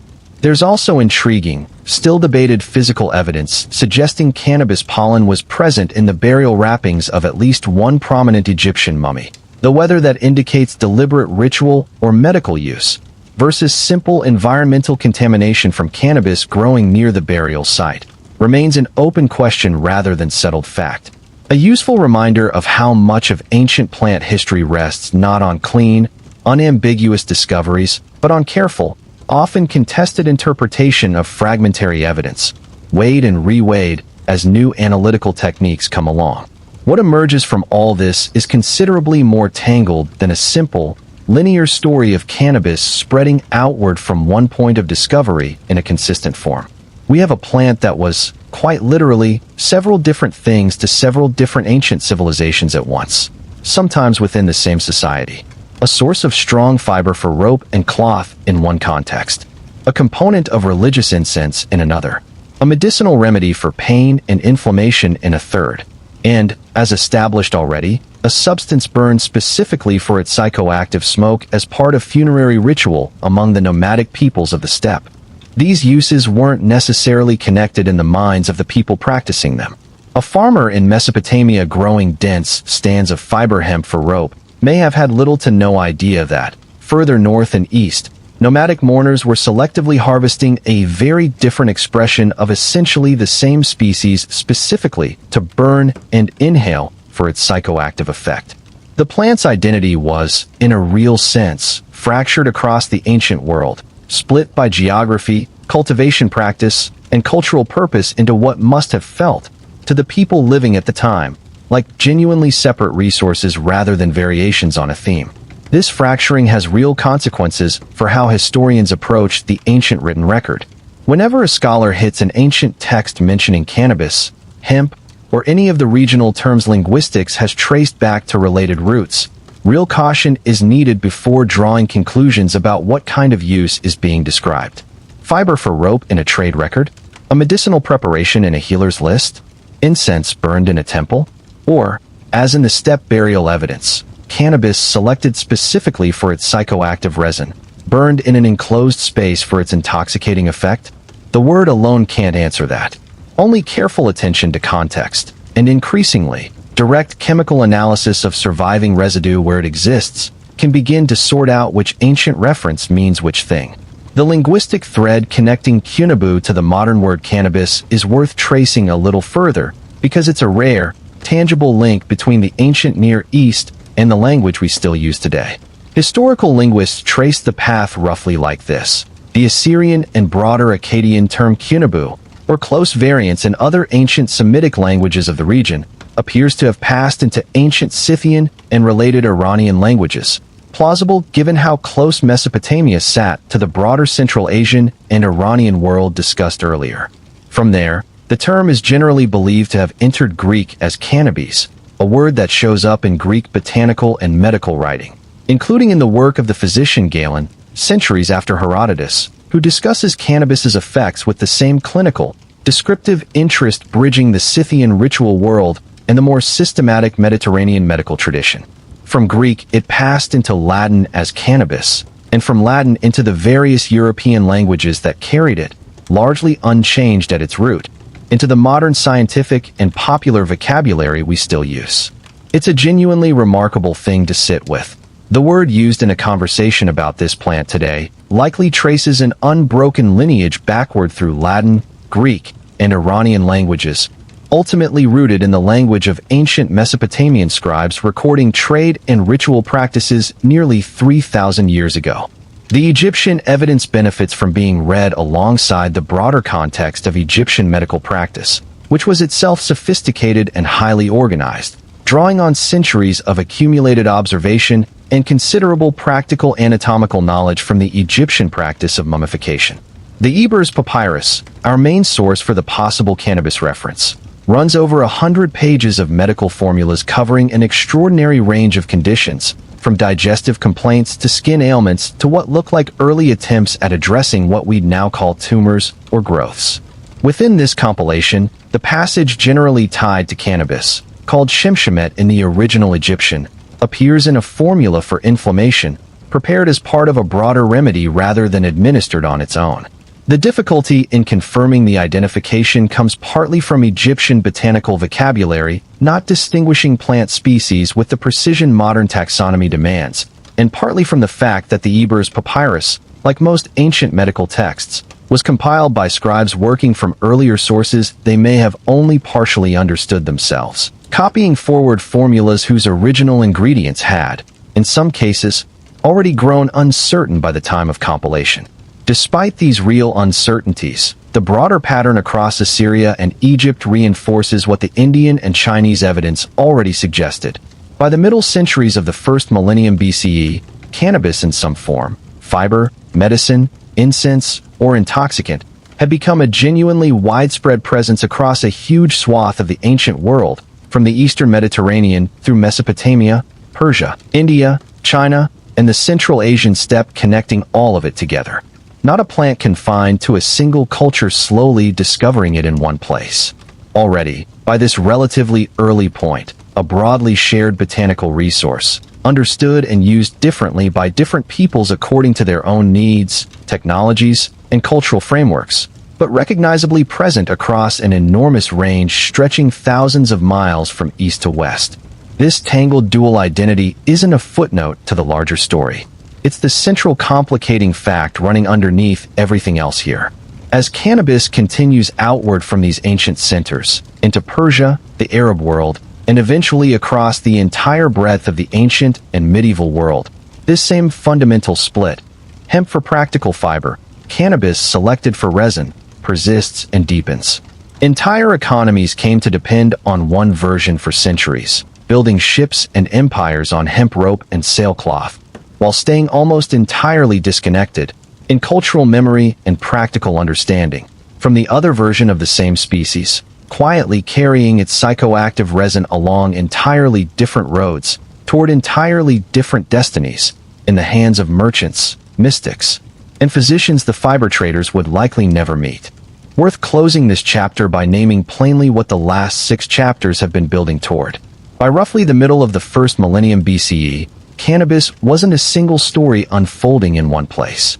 It was already at least 4 distinct stories running simultaneously across a vast stretch of Eurasia. A ritual vapor bound up with grief among the nomadic peoples of the steppe. A carefully catalogued medicine prescribed by physicians in India and China for pain and sleeplessness. An ambiguous presence in the incense and administrative records of Assyria and Egypt that scholars still work to untangle. And, underneath all of that, a purely practical fiber crop feeding the rope-making and textile industries of ancient economies with little to no interest in the plant's psychoactive properties at all. For uses, one plant, spread across thousands of miles and multiple, largely unconnected civilizations, each arriving at its own relationship with cannabis through its own local needs and its own trial and error, long before any of these regions had reason to compare notes. What happens next is what happens when these separate threads finally start to touch. As trade routes across Central Asia matured into the better documented network later history would call the Silk Road, the different regional identities cannabis had developed in isolation started, slowly and unevenly, coming into contact with each other. Ritual knowledge from the steppe met medical knowledge from India and Persia. Fiber cultivation spread alongside psychoactive strains carried by travelers who understood the difference and sometimes carried both. The plant that had spent centuries quietly diverging into separate, barely related identities was about to begin, just as slowly and unevenly.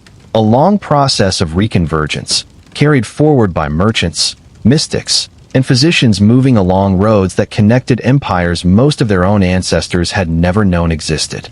It's worth sitting for a moment with how much groundwork had already been laid by this point, roughly 2,500 years ago, long before anyone had heard of Rome at the height of its power, long before the Silk Road existed in any formal sense, long before Islam, before the printing press, before almost every era most popular history content chooses to focus on. Cannabis had already been food for foragers, fiber for rope makers, incense for temples, medicine for physicians treating real patients with real pain, and a ritual vapor accompanying the dead into whatever came after. It had already crossed, in some form, from Central Asia into India, into China, quite possibly into Mesopotamia, and Egypt too. The plant most modern viewers associate with a specific decade of the 20th century had, by this point, already lived through more human history than separates that decade from today. Chapter 7. The Silk Road carries more than silk. By the time organized long-distance trade networks started threading consistently across Central Asia, linking China to Persia, India, and eventually the Mediterranean, cannabis had already been growing, and already used in at least 4 distinct ways, across most of the territory these routes would cross. That matters, because the plant didn't need to be discovered anew as trade expanded.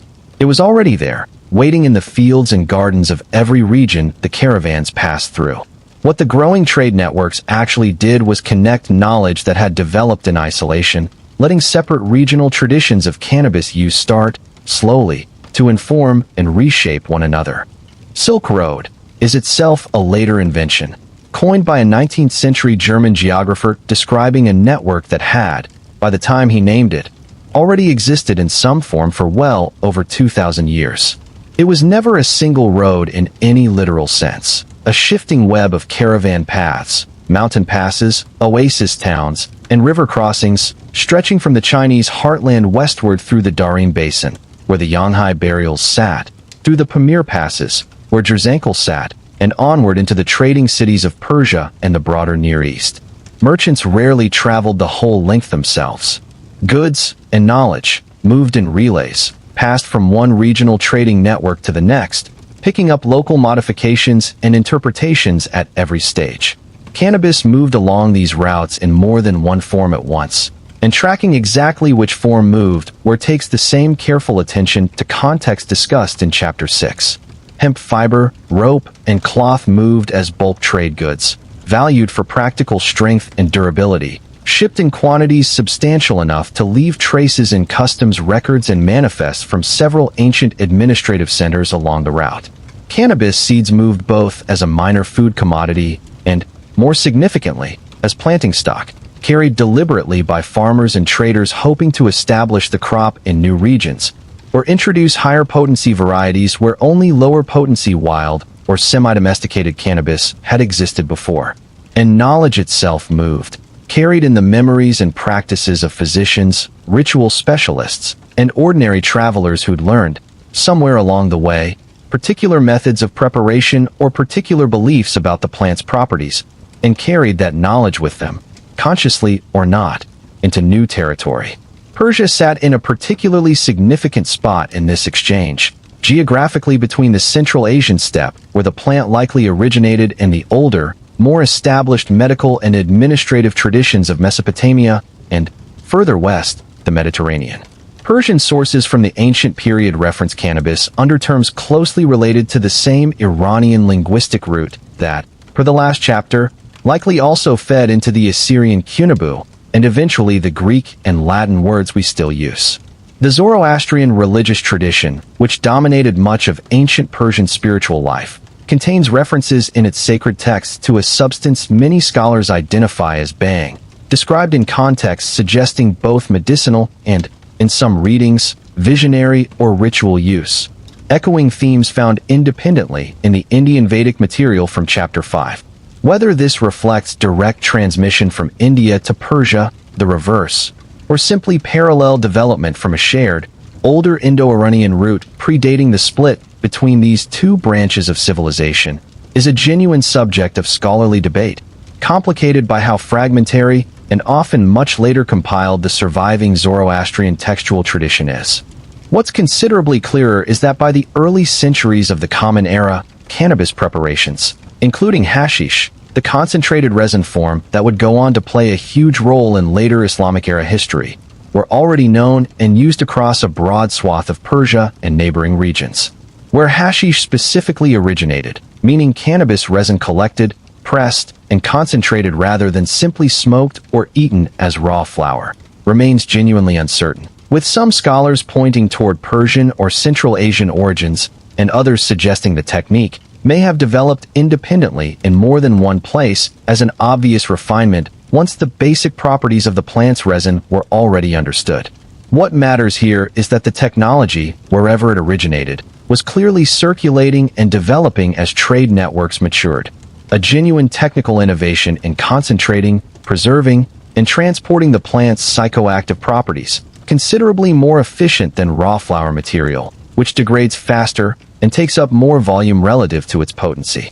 India's role in this expanding network deserves attention, given the depth of medicinal and religious tradition already established there, as covered in Chapter 5.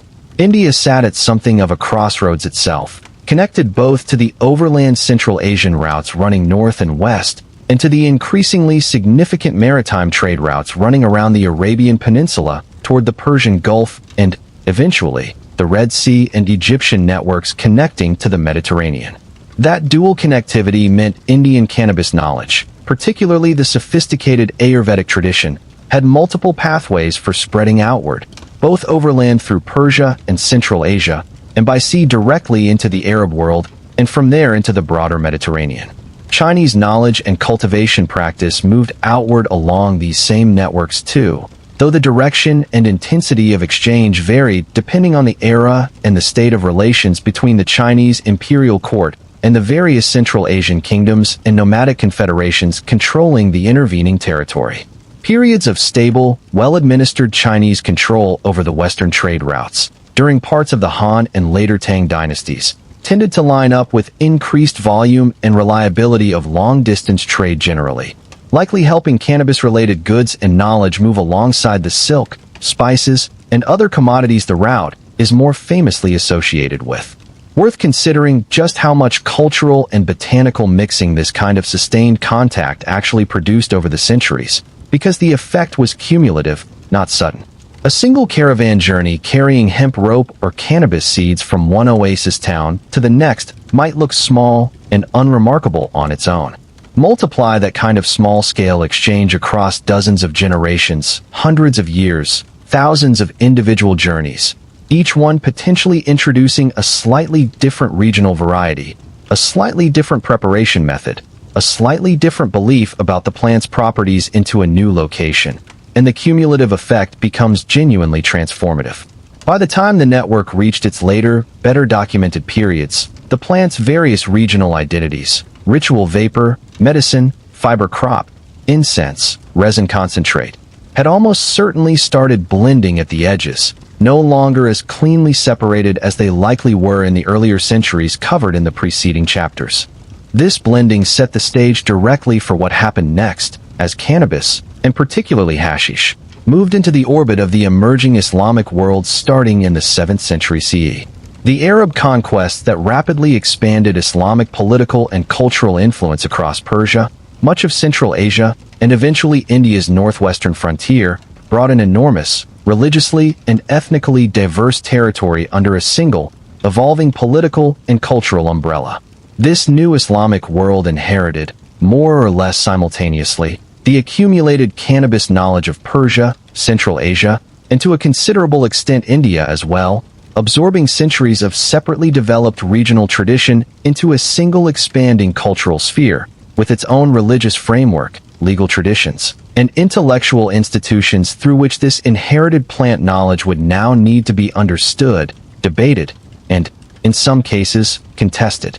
What came out of that absorption was neither a simple continuation of earlier Persian or Indian practice nor a wholesale rejection of it, but something more complicated, a centuries-long negotiation between an expanding, increasingly sophisticated Islamic intellectual and legal tradition and a substance with deep roots in the pre-Islamic cultures the new religion had absorbed. That negotiation produced some of the richest, most detailed, and most contested written source material anywhere in the plant's entire ancient and medieval history.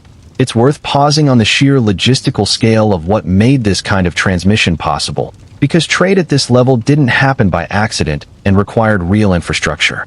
Caravanserais, the fortified way stations built at regular intervals along major trade routes, gave merchants secure lodging, water, and storage as they moved between major trading cities, and the density of these way stations across Persia and Central Asia by the early medieval period shows just how heavily trafficked these routes had become. Wherever a caravan stopped for the night, local knowledge mixed with traveling knowledge. A merchant camping at a caravanserai in eastern Persia might trade stories, remedies, and seed stock with a fellow traveler heading the opposite direction, toward India or China, in the same conversation where he traded dried fruit or bolts of cloth. This kind of informal, person-to-person exchange, repeated countless times across centuries at hundreds of way stations, is almost certainly how most cannabis-related knowledge actually moved, far more than through any formal, documented transfer of botanical or medical texts between distant royal courts. The specific commodities moving alongside cannabis on these routes also help explain how embedded the plant's various forms had become in the broader economic fabric of Trans-Eurasian trade. Silk gave the route its name, but the caravans also carried spices, precious metals, ceramics, glassware, paper, gunpowder in later centuries, and a wide range of agricultural products, including, alongside cannabis in its various forms, other significant psychoactive and medicinal plants like opium poppy, which followed broadly similar corridors and, in some regions, became entangled with cannabis in shared medical and recreational traditions during the medieval period. Understanding cannabis's movement in isolation, without this broader context of a trade network carrying dozens of other significant plant commodities and the knowledge attached to them, risks flattening what was actually a richer, more interconnected process. Cannabis as one thread among many woven together across this vast connective tissue linking the ancient and medieval world's major civilizations. Chapter 8. Cannabis in the Islamic World. Hashish enters the written record of the medieval Islamic world gradually, and its earliest appearances aren't, contrary to what a modern reader might expect, primarily legal or religious. They're medical. Physicians writing within the great tradition of Islamic medicine, itself deeply indebted to and continuous with the Greek medical tradition inherited from Galen and earlier Hellenistic sources, discussed cannabis largely within the same clinical framework already established centuries earlier in India and China, a substance with real analgesic, sedative, and anti-inflammatory properties, worth cataloging and prescribing carefully for the ailment at hand. Physicians like Al-Razi, writing in the 9th and 10th centuries, and Ibn Sina, known in the Latin West as Avicenna, and among the most influential medical authors in history, both discuss cannabis in their major medical compendia, treating it as one botanical remedy among many rather than something requiring special moral commentary. That purely clinical treatment didn't stay isolated forever, because cannabis's psychoactive properties inevitably drew attention from a very different quarter: Islamic religious and legal scholarship, which was, during precisely this period, developing increasingly sophisticated frameworks for deciding which substances and practices were permissible under Islamic law and which weren't. The Quran contains explicit prohibitions against alcohol, described in terms that left little room for ambiguity once later scholars built out the broader framework of Islamic jurisprudence. Cannabis, though, presented a genuinely harder case, since it isn't mentioned by name anywhere in the foundational religious texts, having been essentially unknown, or at least unremarked on, in the specific regions and context where the Quran was originally revealed in the early 7th century. That absence of explicit scriptural guidance opened the door to centuries of genuine legal and scholarly debate across the Islamic world over cannabis's permissibility, a debate that intensified as hashish consumption became more visible and widespread in certain segments of medieval Islamic society, particularly from roughly the 12th century on. Some jurists argued cannabis's psychoactive effects placed it in a category like alcohol, and therefore subject to similar prohibition under the broader principle of avoiding substances that impair judgment. Others argued for a more permissive reading, distinguishing cannabis's effects from alcohol's in various ways, or arguing explicit textual prohibition existed for wine specifically and couldn't simply be extended by analogy to every subsequently discovered intoxicating substance without more careful individual consideration. This legal uncertainty played out differently across different regions and eras, producing a genuinely varied patchwork of official policy, informal social tolerance, and periodic crackdown, rather than any single, consistent Islamic worldwide position. In Mamluk-era Egypt, roughly the 13th through 15th centuries, hashish use seems to have been reasonably widespread and, for extended periods, largely tolerated in practice, even were technically frowned on by more conservative religious authorities, particularly among certain segments of the urban poor and within specific mystical religious circles we'll turn to next. Periodic reform-minded rulers occasionally tried more aggressive suppression, ordering cannabis crops destroyed or imposing harsher penalties on sellers and users, but these crackdowns tended to be episodic rather than sustained, often fading within a generation as enforcement priorities shifted and cultivation and trade simply resumed where demand stayed strong. The connection between cannabis and Sufi mysticism deserves particular attention because it's one of the more genuinely distinctive developments in the plant's pre-modern history, with no clear precedent in the earlier medical and ritual traditions covered so far. Sufism, the mystical, devotional current within Islam emphasizing direct, often ecstatic personal experience of the divine, developed a wide range of practices meant to induce altered states understood as bringing the practitioner closer to God. Specific forms of chanting, physical movement, extended meditation, and, among certain Sufi orders in certain periods, the deliberate consumption of hashish as an aid to this devotional process. Where this reasoning got formally articulated at all, it tended to draw a sharp line between hashish and wine, arguing the altered consciousness hashish produced was qualitatively different, and, in the eyes of its proponents, spiritually more legitimate, than the intoxication scripture explicitly prohibits regarding wine specifically. This was, unsurprisingly, a contested position even within the broader Sufi tradition, with many orders and individual teachers explicitly rejecting hashish use as inconsistent with genuine spiritual discipline, seeing any chemically induced altered state as a shortcut or distraction from the more demanding, long-term discipline of prayer, fasting, and meditation they held as the only legitimate path to authentic mystical experience. One figure associated, whether accurately or through later legend, with introducing or popularizing hashish use within certain Sufi circles is Haidar, a 13th century Persian Sufi master whose followers, according to later tradition, found him returning from isolated wandering in the mountains in an unusually joyful and communicative state, having, per the story, eaten the resin of a plant he'd found growing wild.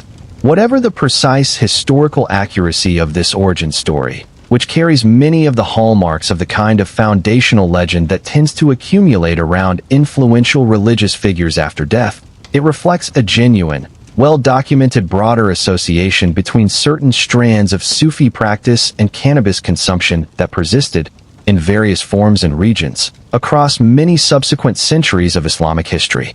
It would be a mistake, though, to treat cannabis use in the medieval Islamic world as mainly or exclusively a mystical or religious phenomenon. The considerably larger and better documented picture involves ordinary, secular consumption across a broad cross-section of society, including urban working populations, and, in certain periods and regions, members of the educated and even ruling classes, consumed socially, recreationally, for the same basic reasons people across nearly every culture in this story have consumed the substance. For pleasure, for relief from the ordinary stresses of daily life, and simply because it was available, familiar, and in many times and places, genuinely enjoyable.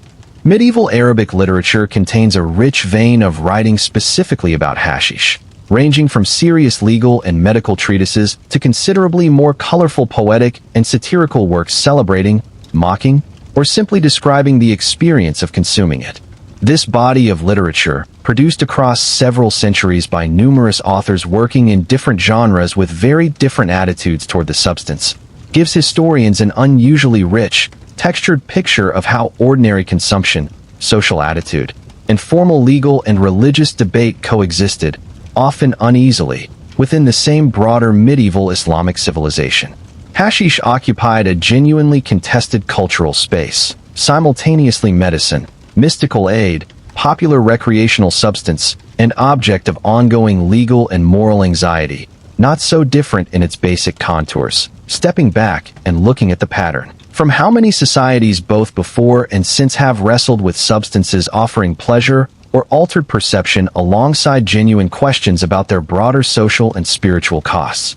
This rich, well-documented Islamic-era engagement also marks a significant improvement in the overall quality of surviving historical evidence compared to earlier chapters, where the steppe evidence relied on chemical residue analysis and a single, remarkably accurate second-hand Greek account, and the Indian and Chinese medical evidence relied on religious hymns and gradually compiled pharmacological texts. The medieval Islamic world left behind an enormous, comparatively well-preserved body of legal rulings, medical treatises, poetry, and social commentary directly addressing cannabis, written by authors whose names, biographies, and intellectual contexts are, in many cases, far better documented than anything available for earlier periods. That makes the Islamic-era chapter one of the most thoroughly documented anywhere in the plant's pre-modern story, even as the plant itself, at the same time, kept quietly moving along other, far less documented paths, south, into regions of Africa that would leave behind a very different, and in some ways more challenging, kind of historical evidence for archaeologists to eventually recover.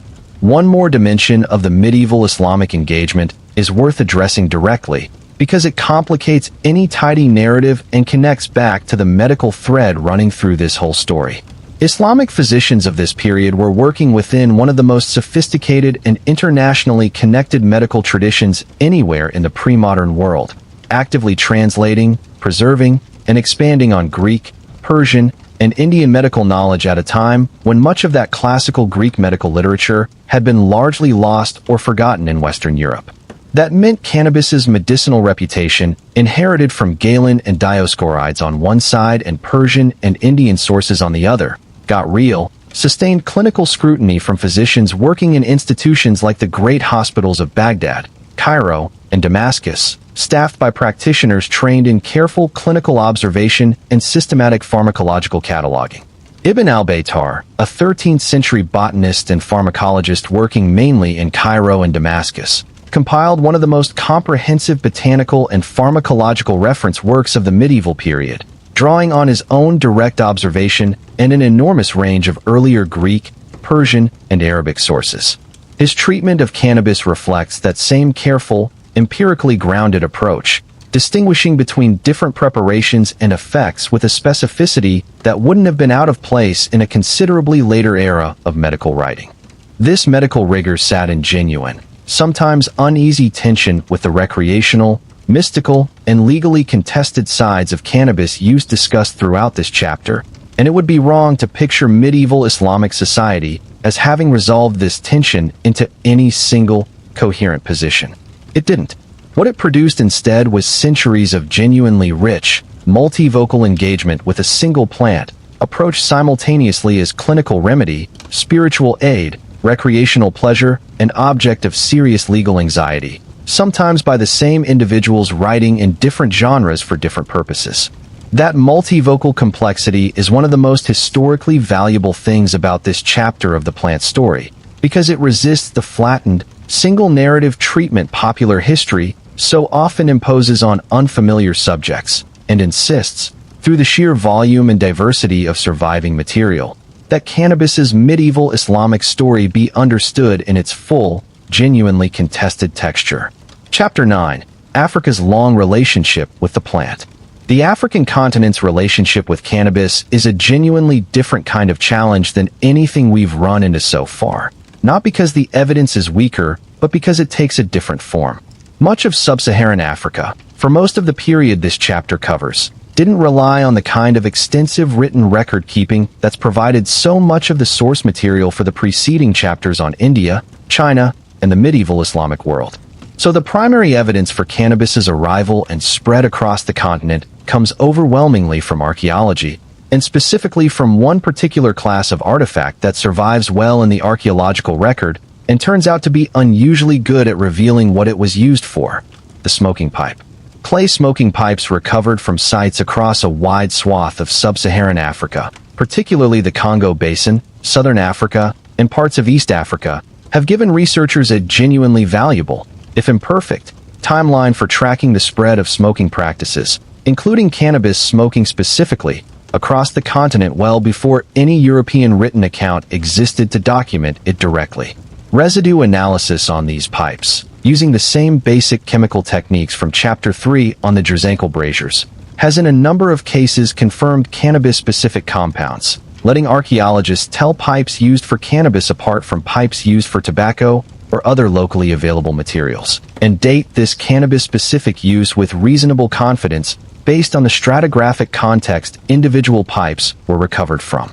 The picture that emerges from this pipe evidence pushes cannabis smoking's presence in parts of sub-Saharan Africa back considerably further than earlier generations of scholars assumed, working mostly on the assumption that cannabis must have arrived in Africa relatively late, via Arab trade routes or later European colonial contact. Excavations in what's now the Democratic Republic of Congo and neighboring regions have recovered cannabis residue-bearing pipes dating to as early as the 14th century, and in some more contested, still debated cases, evidence suggesting a considerably earlier presence still, potentially reaching back toward the first few centuries CE in certain locations. Though these earlier dates are a genuine subject of ongoing investigation and get treated with appropriately more caution than the better established later medieval dates. How cannabis actually got to these regions of Central and Southern Africa is a question historians are still piecing together from archaeological, linguistic, and later ethnographic and historical evidence. The most widely supported model points toward transmission along established East African and Indian Ocean trade networks, connecting the eastern African coast, where Arab, Persian, and Indian traders had maintained active commercial contact for many centuries, part of the same broader web of Indian Ocean maritime trade that, as discussed in the last chapter, also helped carry cannabis knowledge from India into the Arab world. From these coastal trading centers, cannabis, as seeds for cultivation, prepared resin, or simply cultural knowledge of how to grow and use it, appears to have moved gradually inland along established regional trade and migration routes, eventually reaching the Congo Basin and spreading further south and west over subsequent generations. Linguistic evidence offers a useful, if imperfect, supplementary line of support here. Words for cannabis across a number of Bantu languages, spoken across much of Central, Eastern, and Southern Africa, show patterns of relatedness that linguists have used to help trace likely paths of transmission and relative chronology, broadly consistent with the archaeological pipe evidence suggesting an eastern point of entry followed by gradual inland and southward spread over subsequent centuries.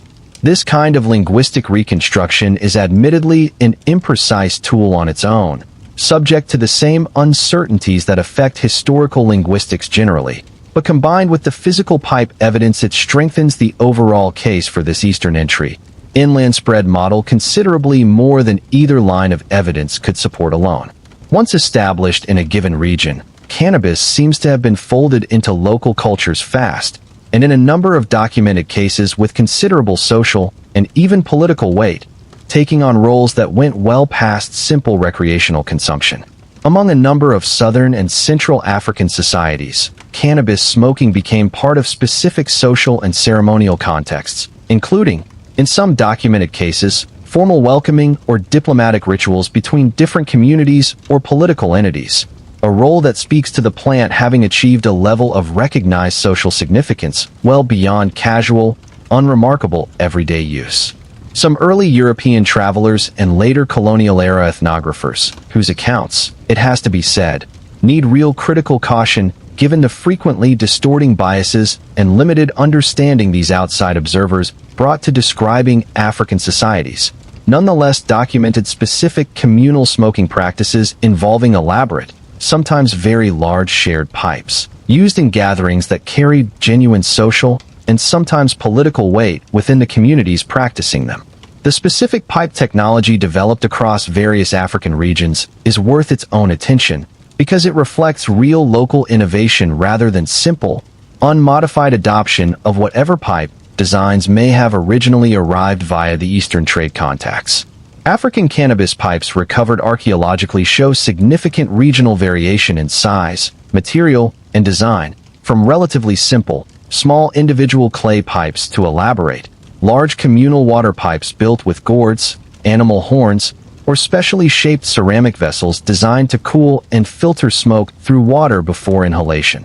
A technological approach that, in some regions, appears to have developed independently of, or at least been substantially modified from, whatever pipe or smoking technology originally came via the Indian Ocean trade contacts, suggesting genuine local technical innovation building on an imported basic concept rather than simple, unmodified borrowing.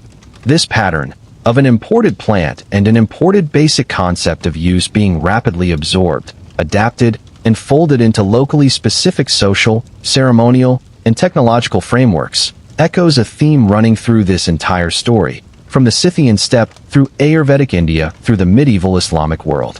Wherever cannabis arrived, it tended not to stay a static, unchanged import for long. It was consistently, across an enormous range of very different cultures and continents, taken up, reworked, and folded into locally specific frameworks of meaning, ritual, technology, and social practice, becoming, in each new region, something at least somewhat distinct from what it had been where it arrived from, while still carrying forward, underneath all that local adaptation, the same basic botanical properties that made it worth adopting in the first place. The African chapter also matters for understanding cannabis's later, better-known history in the modern era, a connection we'll come back to in more detail in Chapter 11. The specific practices, technologies, and cultural associations that developed around cannabis smoking across sub-Saharan Africa during this medieval and early modern period would later travel again, under circumstances of enormous violence and displacement, across the Atlantic, carried in the memories and surviving cultural knowledge of enslaved Africans transported to the Americas, where these African traditions would eventually blend with indigenous American, European, and other influences, to help shape the specific forms of cannabis use, and eventually the specific vocabulary around it, that emerged in the Americas in the centuries that followed. Before following that thread across the Atlantic, this story needs to double back to a region we've mostly left out so far: Europe, a continent that, despite growing hemp by the literal ton for centuries to supply its ships, its rope makers, and its textile industries, remained, for reasons the next chapter gets into, remarkably slow to develop any significant cultural relationship with cannabis's psychoactive properties at all, a genuinely striking contrast with nearly every other region this story has covered. Before that turn, one limitation of this chapter is worth stating plainly rather than glossing over. The archaeological and linguistic evidence for cannabis's spread across sub-Saharan Africa, while genuinely substantial and considerably more developed than even a generation ago, remains less complete and less precisely dated than the comparable evidence for Central Asia, India, China, and the medieval Islamic world. That gap reflects, in significant part, the historical underinvestment in African archaeology relative to other world regions, a pattern that's begun shifting in recent decades as African universities and international research partnerships have expanded systematic excavation and analysis across the continent. But that's left real, acknowledged holes in the currently available evidence.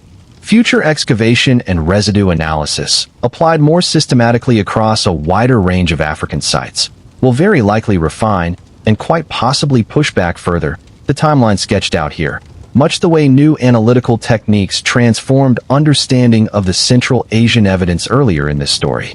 The African chapter of cannabis's history is still very much being written. Chapter 10, Europe's Slow Awakening. Of all the regions in this story, Europe is perhaps the strangest case, precisely because of what it didn't do with cannabis for so many centuries, despite growing enormous quantities of the plant continuously through its medieval and early modern history. Worth sitting with directly, because it runs against the intuitive assumption that widespread cultivation of a plant naturally leads, sooner or later, to widespread cultural awareness of every one of its properties. Europe grew hemp on an industrial scale for well over 1,000 years while staying, for most of that time, largely disconnected from any meaningful cultural engagement with the same plant's psychoactive potential, a genuinely striking divergence from the pattern in nearly every other region examined so far. The reason comes down, in large part, to the specific variety of cannabis established in European agriculture, and to what European economies actually needed the plant for. As discussed in Chapter 6, cannabis cultivated intensively for fiber, grown in dense, stands to encourage tall, straight, unbranched stalks, tends naturally toward low resin and low THC, both because the growing conditions themselves discourage the branching and flowering that maximizes resin, and because centuries of breeding focused entirely on fiber quality would have, deliberately or not, gradually reduced the psychoactive potency of the cannabis populations under continuous European cultivation. European hemp was likely genuinely low in the specific compounds that made cannabis so significant in ritual, medical, and recreational contexts elsewhere. That mattered enormously in practical terms. Ordinary contact with the crop, as farmers growing it, rope makers processing it, sailors relying on hemp cordage and sailcloth on every significant seagoing vessel, wouldn't have produced any noticeable psychoactive effect even if someone had decided to burn some and inhale the smoke. The plant Europe knew intimately and depended on economically to an extraordinary degree simply wasn't the same plant, chemically, that had been so significant in ritual and medical contexts across Central Asia, India, China, and the Islamic world. European hemp cultivation deserves a moment of genuine appreciation for how economically central it became to medieval and early modern European life, particularly at sea. Sailcloth and rope, the two essential technologies that made long-distance sea travel and naval power possible at all before synthetic fibers arrived in the 20th century, depended almost entirely on hemp fiber through this whole period. A single large sailing ship of the early modern era could need many tons of hemp rope and canvas for its rigging and sails, and the naval and merchant fleets of major European powers, especially as transoceanic exploration and colonial trade expanded from the 15th century on, needed hemp cultivation and processing on a truly massive scale to keep up with demand. Several European governments, recognizing the strategic and economic importance of a reliable domestic hemp supply, for naval power specifically, actively promoted and in some cases legally mandated hemp cultivation among their farming populations, treating the crop as a matter of genuine national economic and military significance.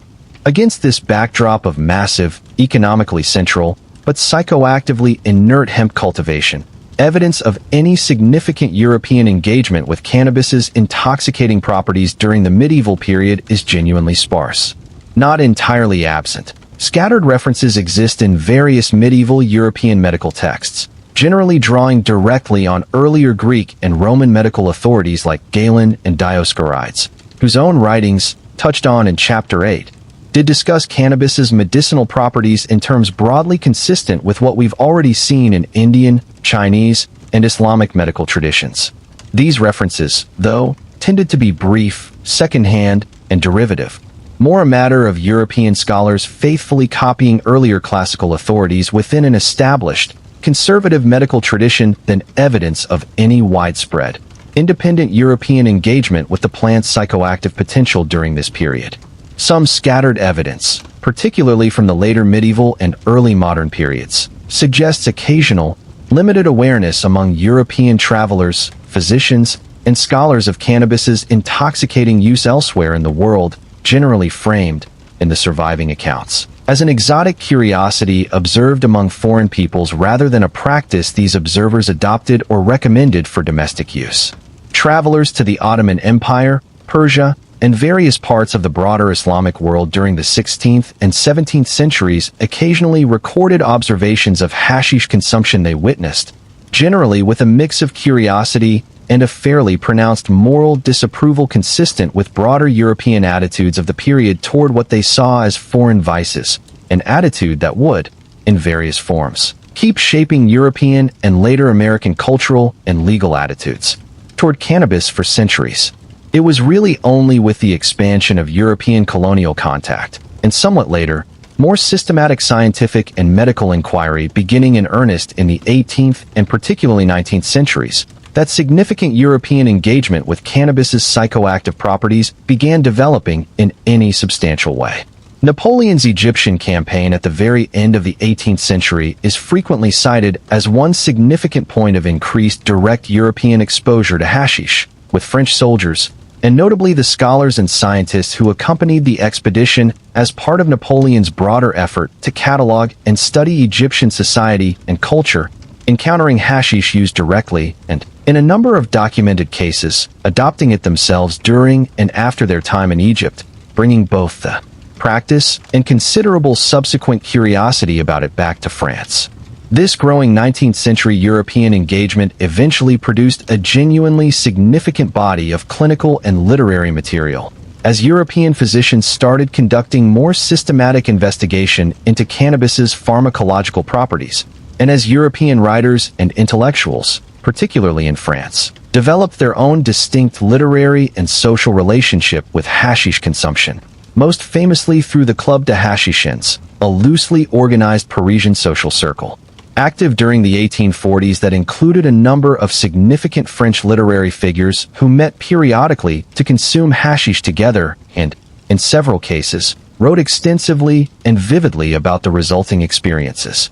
This 19th century European engagement, though, sits considerably later in the overall timeline than everything else this story has covered, arriving well over 2,000 years after the Scythian evidence in chapters 3 and 4. Europe finally catching up to a relationship with the plant's psychoactive properties that most of the rest of the ancient and medieval world had already developed many centuries, in some cases millennia, earlier.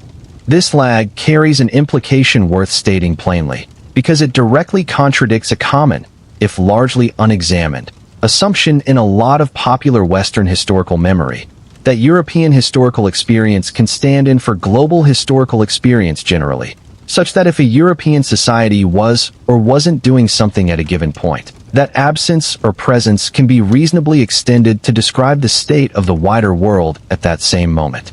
Europe's genuinely late engagement with cannabis's psychoactive properties relative to the deep, well-documented history already established across Central Asia, India, China, and the Islamic world by the time European interest finally developed, is a clear, specific example of why that kind of extrapolation fails so badly here.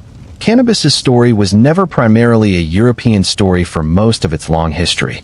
Europe was, for cannabis specifically, one of the last major regions to arrive at the party, not the first, a useful thing to keep in mind as this narrative turns toward its final chapters, tracing how the plant's much older, much more geographically dispersed history eventually collided with the specific circumstances of European colonialism and the transatlantic slave trade to produce the modern story most viewers, at the start of this video, probably assumed was the whole story all along.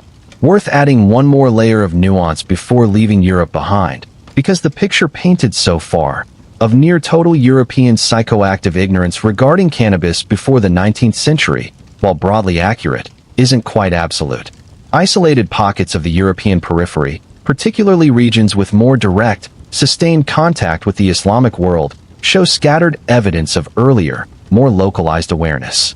Parts of the Balkans and southeastern Europe, under Ottoman rule or influence for extended periods between the 14th and 19th centuries, absorbed at least some hashish-related knowledge and, in certain documented cases, practiced directly from Ottoman Turkish culture well before this became a matter of broader Western European curiosity following the Napoleonic Egyptian campaign. Similarly, parts of Iberia, given Spain and Portugal's own centuries of direct Islamic rule and cultural contact during the medieval period, may have held on to scattered fragments of Islamic-era cannabis knowledge longer and more directly than regions of Europe further removed from sustained Islamic contact. These pockets stayed genuinely marginal against the dominant, hemp-focused, psychoactively disconnected pattern described through most of this chapter, but they're a useful reminder that even genuinely dominant historical patterns rarely apply with perfect, uniform consistency across every corner of a large, internally diverse continent. Chapter 11. The Word Travels.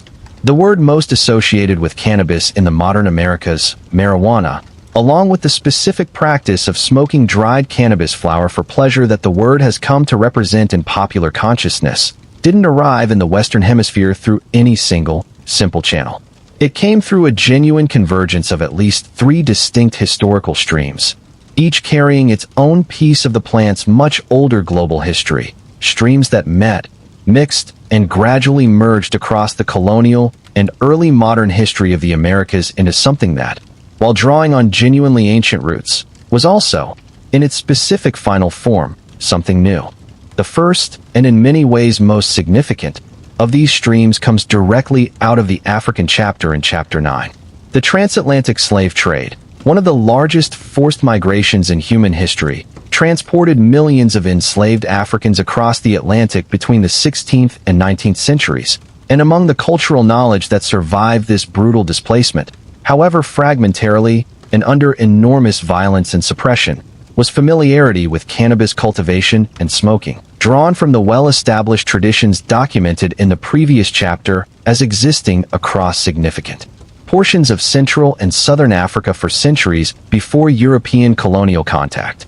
Enslaved and later freed African and African-descended populations across various parts of the Americas, particularly Brazil, the Caribbean, and parts of what would become the southern United States, kept and adapted cannabis cultivation and smoking practices drawing directly on this African heritage, planting and growing cannabis in the specific regions where they were forcibly relocated, where climate allowed the crop to be grown successfully.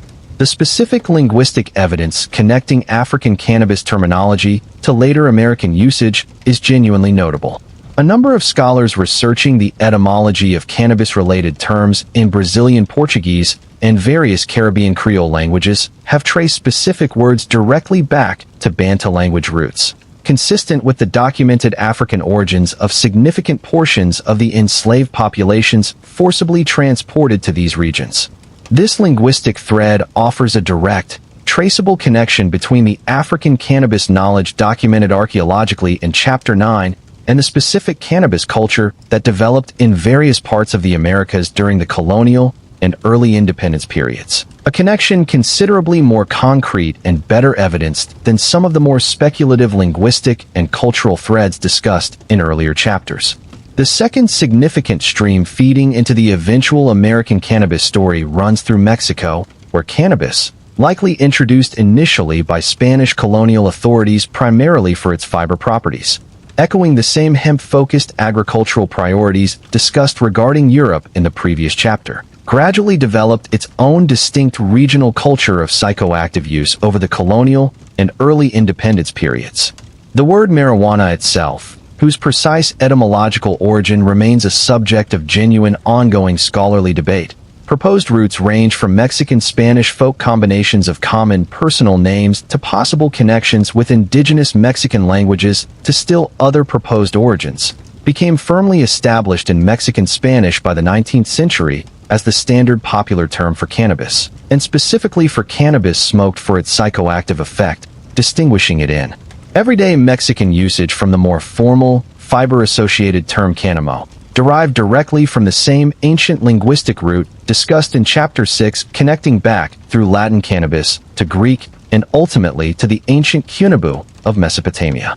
Mexican cannabis culture, once established, developed its own distinctive character over subsequent generations, drawing on a genuine blend of indigenous Mexican, Spanish colonial, and quite possibly some African influence as well, given the significant African-descended population in various parts of colonial and early independent Mexico, a population whose historical contribution to broader Mexican cultural development has, until relatively recently, often been significantly underexamined in mainstream historical accounts. By the early 20th century, cannabis smoking, and the specific Spanish-language vocabulary around it, was established enough in Mexican popular culture to feature prominently, if often in fairly negative and stereotyped terms, in Mexican popular songs, folklore, and press accounts of the era, some of which, notably, would go on to directly influence early 20th century American press coverage and popular perception of cannabis as well. The third stream feeding into this convergence runs through the American South and, somewhat later, through broader currents of American musical and cultural life, particularly the early development of jazz in cities like New Orleans in the early decades of the 20th century.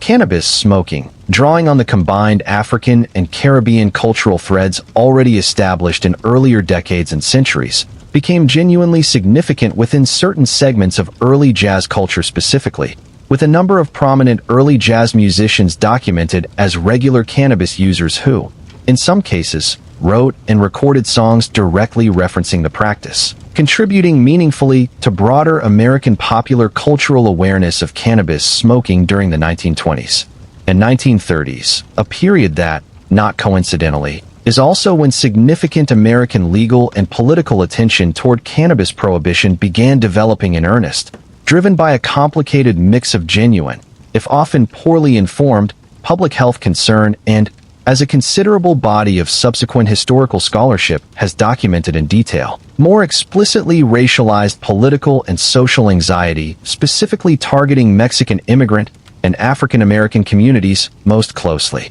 associated with cannabis use in the American popular imagination of the period. This early 20th century American moment, familiar to most viewers as roughly where popular understanding of cannabis history typically begins, is actually just the most recent, and in the context of this video's full scope, quite late chapter in a story stretching back, as we've traced across the preceding 10 chapters, at least 2,500 years, and very likely considerably further. The specific American cultural and legal moment of the 1920s and 1930s didn't emerge from nothing. It emerged from the convergence of at least three distinct, much older historical streams: African, Mexican, and broader American musical and social culture, each itself the product of centuries of prior development tracing back through the specific chains of transmission this video has worked to reconstruct, to the ancient steppe, to Ayurvedic and Chinese medicine, and to the rich, contested culture of the medieval Islamic world. Understanding this deeper convergence matters for reasons well beyond simple trivia. It reframes the entire 20th century American and eventually global cannabis prohibition story. The story most casual observers assume represents essentially the whole history of the subject, for what it actually was, not the origin point of human cannabis use, but a specific, historically contingent, and in significant respects politically and racially motivated response to the arrival, convergence, and increasing visibility within a particular American cultural and legal context of cultural practices and knowledge that were, by that point, already among the oldest continuously documented human relationships with any plant species anywhere in the world. Worth adding, closing this chapter, that the specific American legal and cultural response of the 1920s and 1930s, culminating in the Federal Marijuana Tax Act of 1937 and the broader wave of state and local prohibition that preceded and accompanied it, drew heavily and quite explicitly on the foreign, racialized framing discussed above, with much of the contemporary press and legislative testimony of the era deliberately emphasizing the Spanish-derived word marijuana over the more familiar English term hemp, specifically to associate the substance with Mexican immigrant communities in the public mind, a framing choice historians of the period have documented in considerable, well-sourced detail. That deliberate rhetorical strategy is, in its own way, a final, telling illustration of the pattern this chapter has traced. A plant with an already ancient, geographically vast, and culturally rich history, arriving in a new context and immediately being flattened, for specific political purposes, into a simplified, foreign, threatening caricature, stripped of the 25 centuries of medical, ritual, and cultural depth this entire video has worked to restore to it. Chapter 12. What the evidence finally tells us. We can now return to the question this video opened with, and answer it with considerably more precision, and considerably more genuine wonder, than most people carry into a conversation about this topic. When did people start smoking weed? Not in the 1960s. Not in the 1930s. Not, as far as the best currently available archaeological evidence can confirm, even in ancient India, though India's documented relationship with the plant, through ingestion and topical application rather than smoking specifically, stretches back further than almost anywhere else in this story.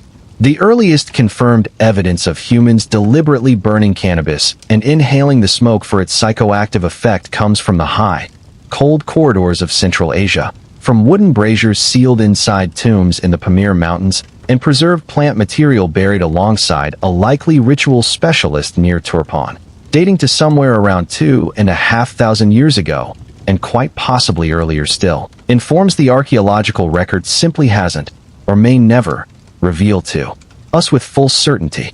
What makes this story genuinely worth telling slowly, the way we've told it across these 12 chapters, isn't just the specific date, interesting as it is on its own.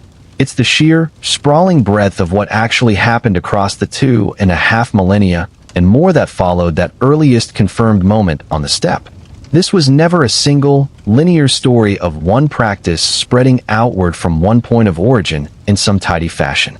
It was a genuinely tangled, multi-stranded history, unfolding at once and largely independently across an enormous swath of the ancient and medieval world, each region developing its own distinct relationship with different aspects of the same remarkably versatile plant, according to its own local needs and its own trial and error, long before most of these regions had any real awareness of, let alone contact with, what was happening with the same plant on the other side of the known world. Think about the sheer range of what we've traced together. Nomadic mourners on the Central Asian steppe, building sealed felt tents and heating stones by hand, filling small enclosed spaces with dense psychoactive vapor as part of structured, technologically specific funerary ritual. Ayurvedic physicians in ancient India, prescribing carefully calibrated bang preparations for pain, insomnia, and the difficulties of childbirth, working within a sophisticated medical framework already under continuous development for well over 1,000 years by the time similar clinical interest finally developed in Europe. Chinese pharmacologists cataloging the plant's properties with careful, almost bureaucratic precision, eventually working it into some of the earliest documented surgical anesthesia practices anywhere in recorded human history. Assyrian and Egyptian scribes recording a plant whose exact ancient use, fiber, incense, or medicine, still takes careful, ongoing scholarly detective work to untangle from fragmentary surviving text. Medieval Islamic physicians, jurists, Sufi mystics, and poets, producing an extraordinarily rich and genuinely contested body of medical, legal, religious, and literary material grappling directly with the plant's psychoactive properties and their proper place in Islamic society and law. African communities across the Congo Basin and beyond, developing sophisticated communal smoking technologies and folding cannabis into significant social and ceremonial contexts well before any European written account existed to document the practice. European sailors and rope makers, depending utterly on a genuinely different, low-potency expression of the same plant species for the fiber that quite literally kept their entire maritime civilization afloat, for well over 1,000 years, largely oblivious to what the same species was doing elsewhere in the world. And finally, enslaved Africans, Mexican farmers and folk culture, and early American jazz musicians, weaving three distinct historical threads into the specific 20th century American story that most casual observers, understandably but incorrectly, assume represents the entire history of the subject. Every one of these threads is true. None of them is the whole story on its own. That's the central insight this video has been building toward, patiently, chapter by chapter. Cannabis's relationship with human beings was never one story.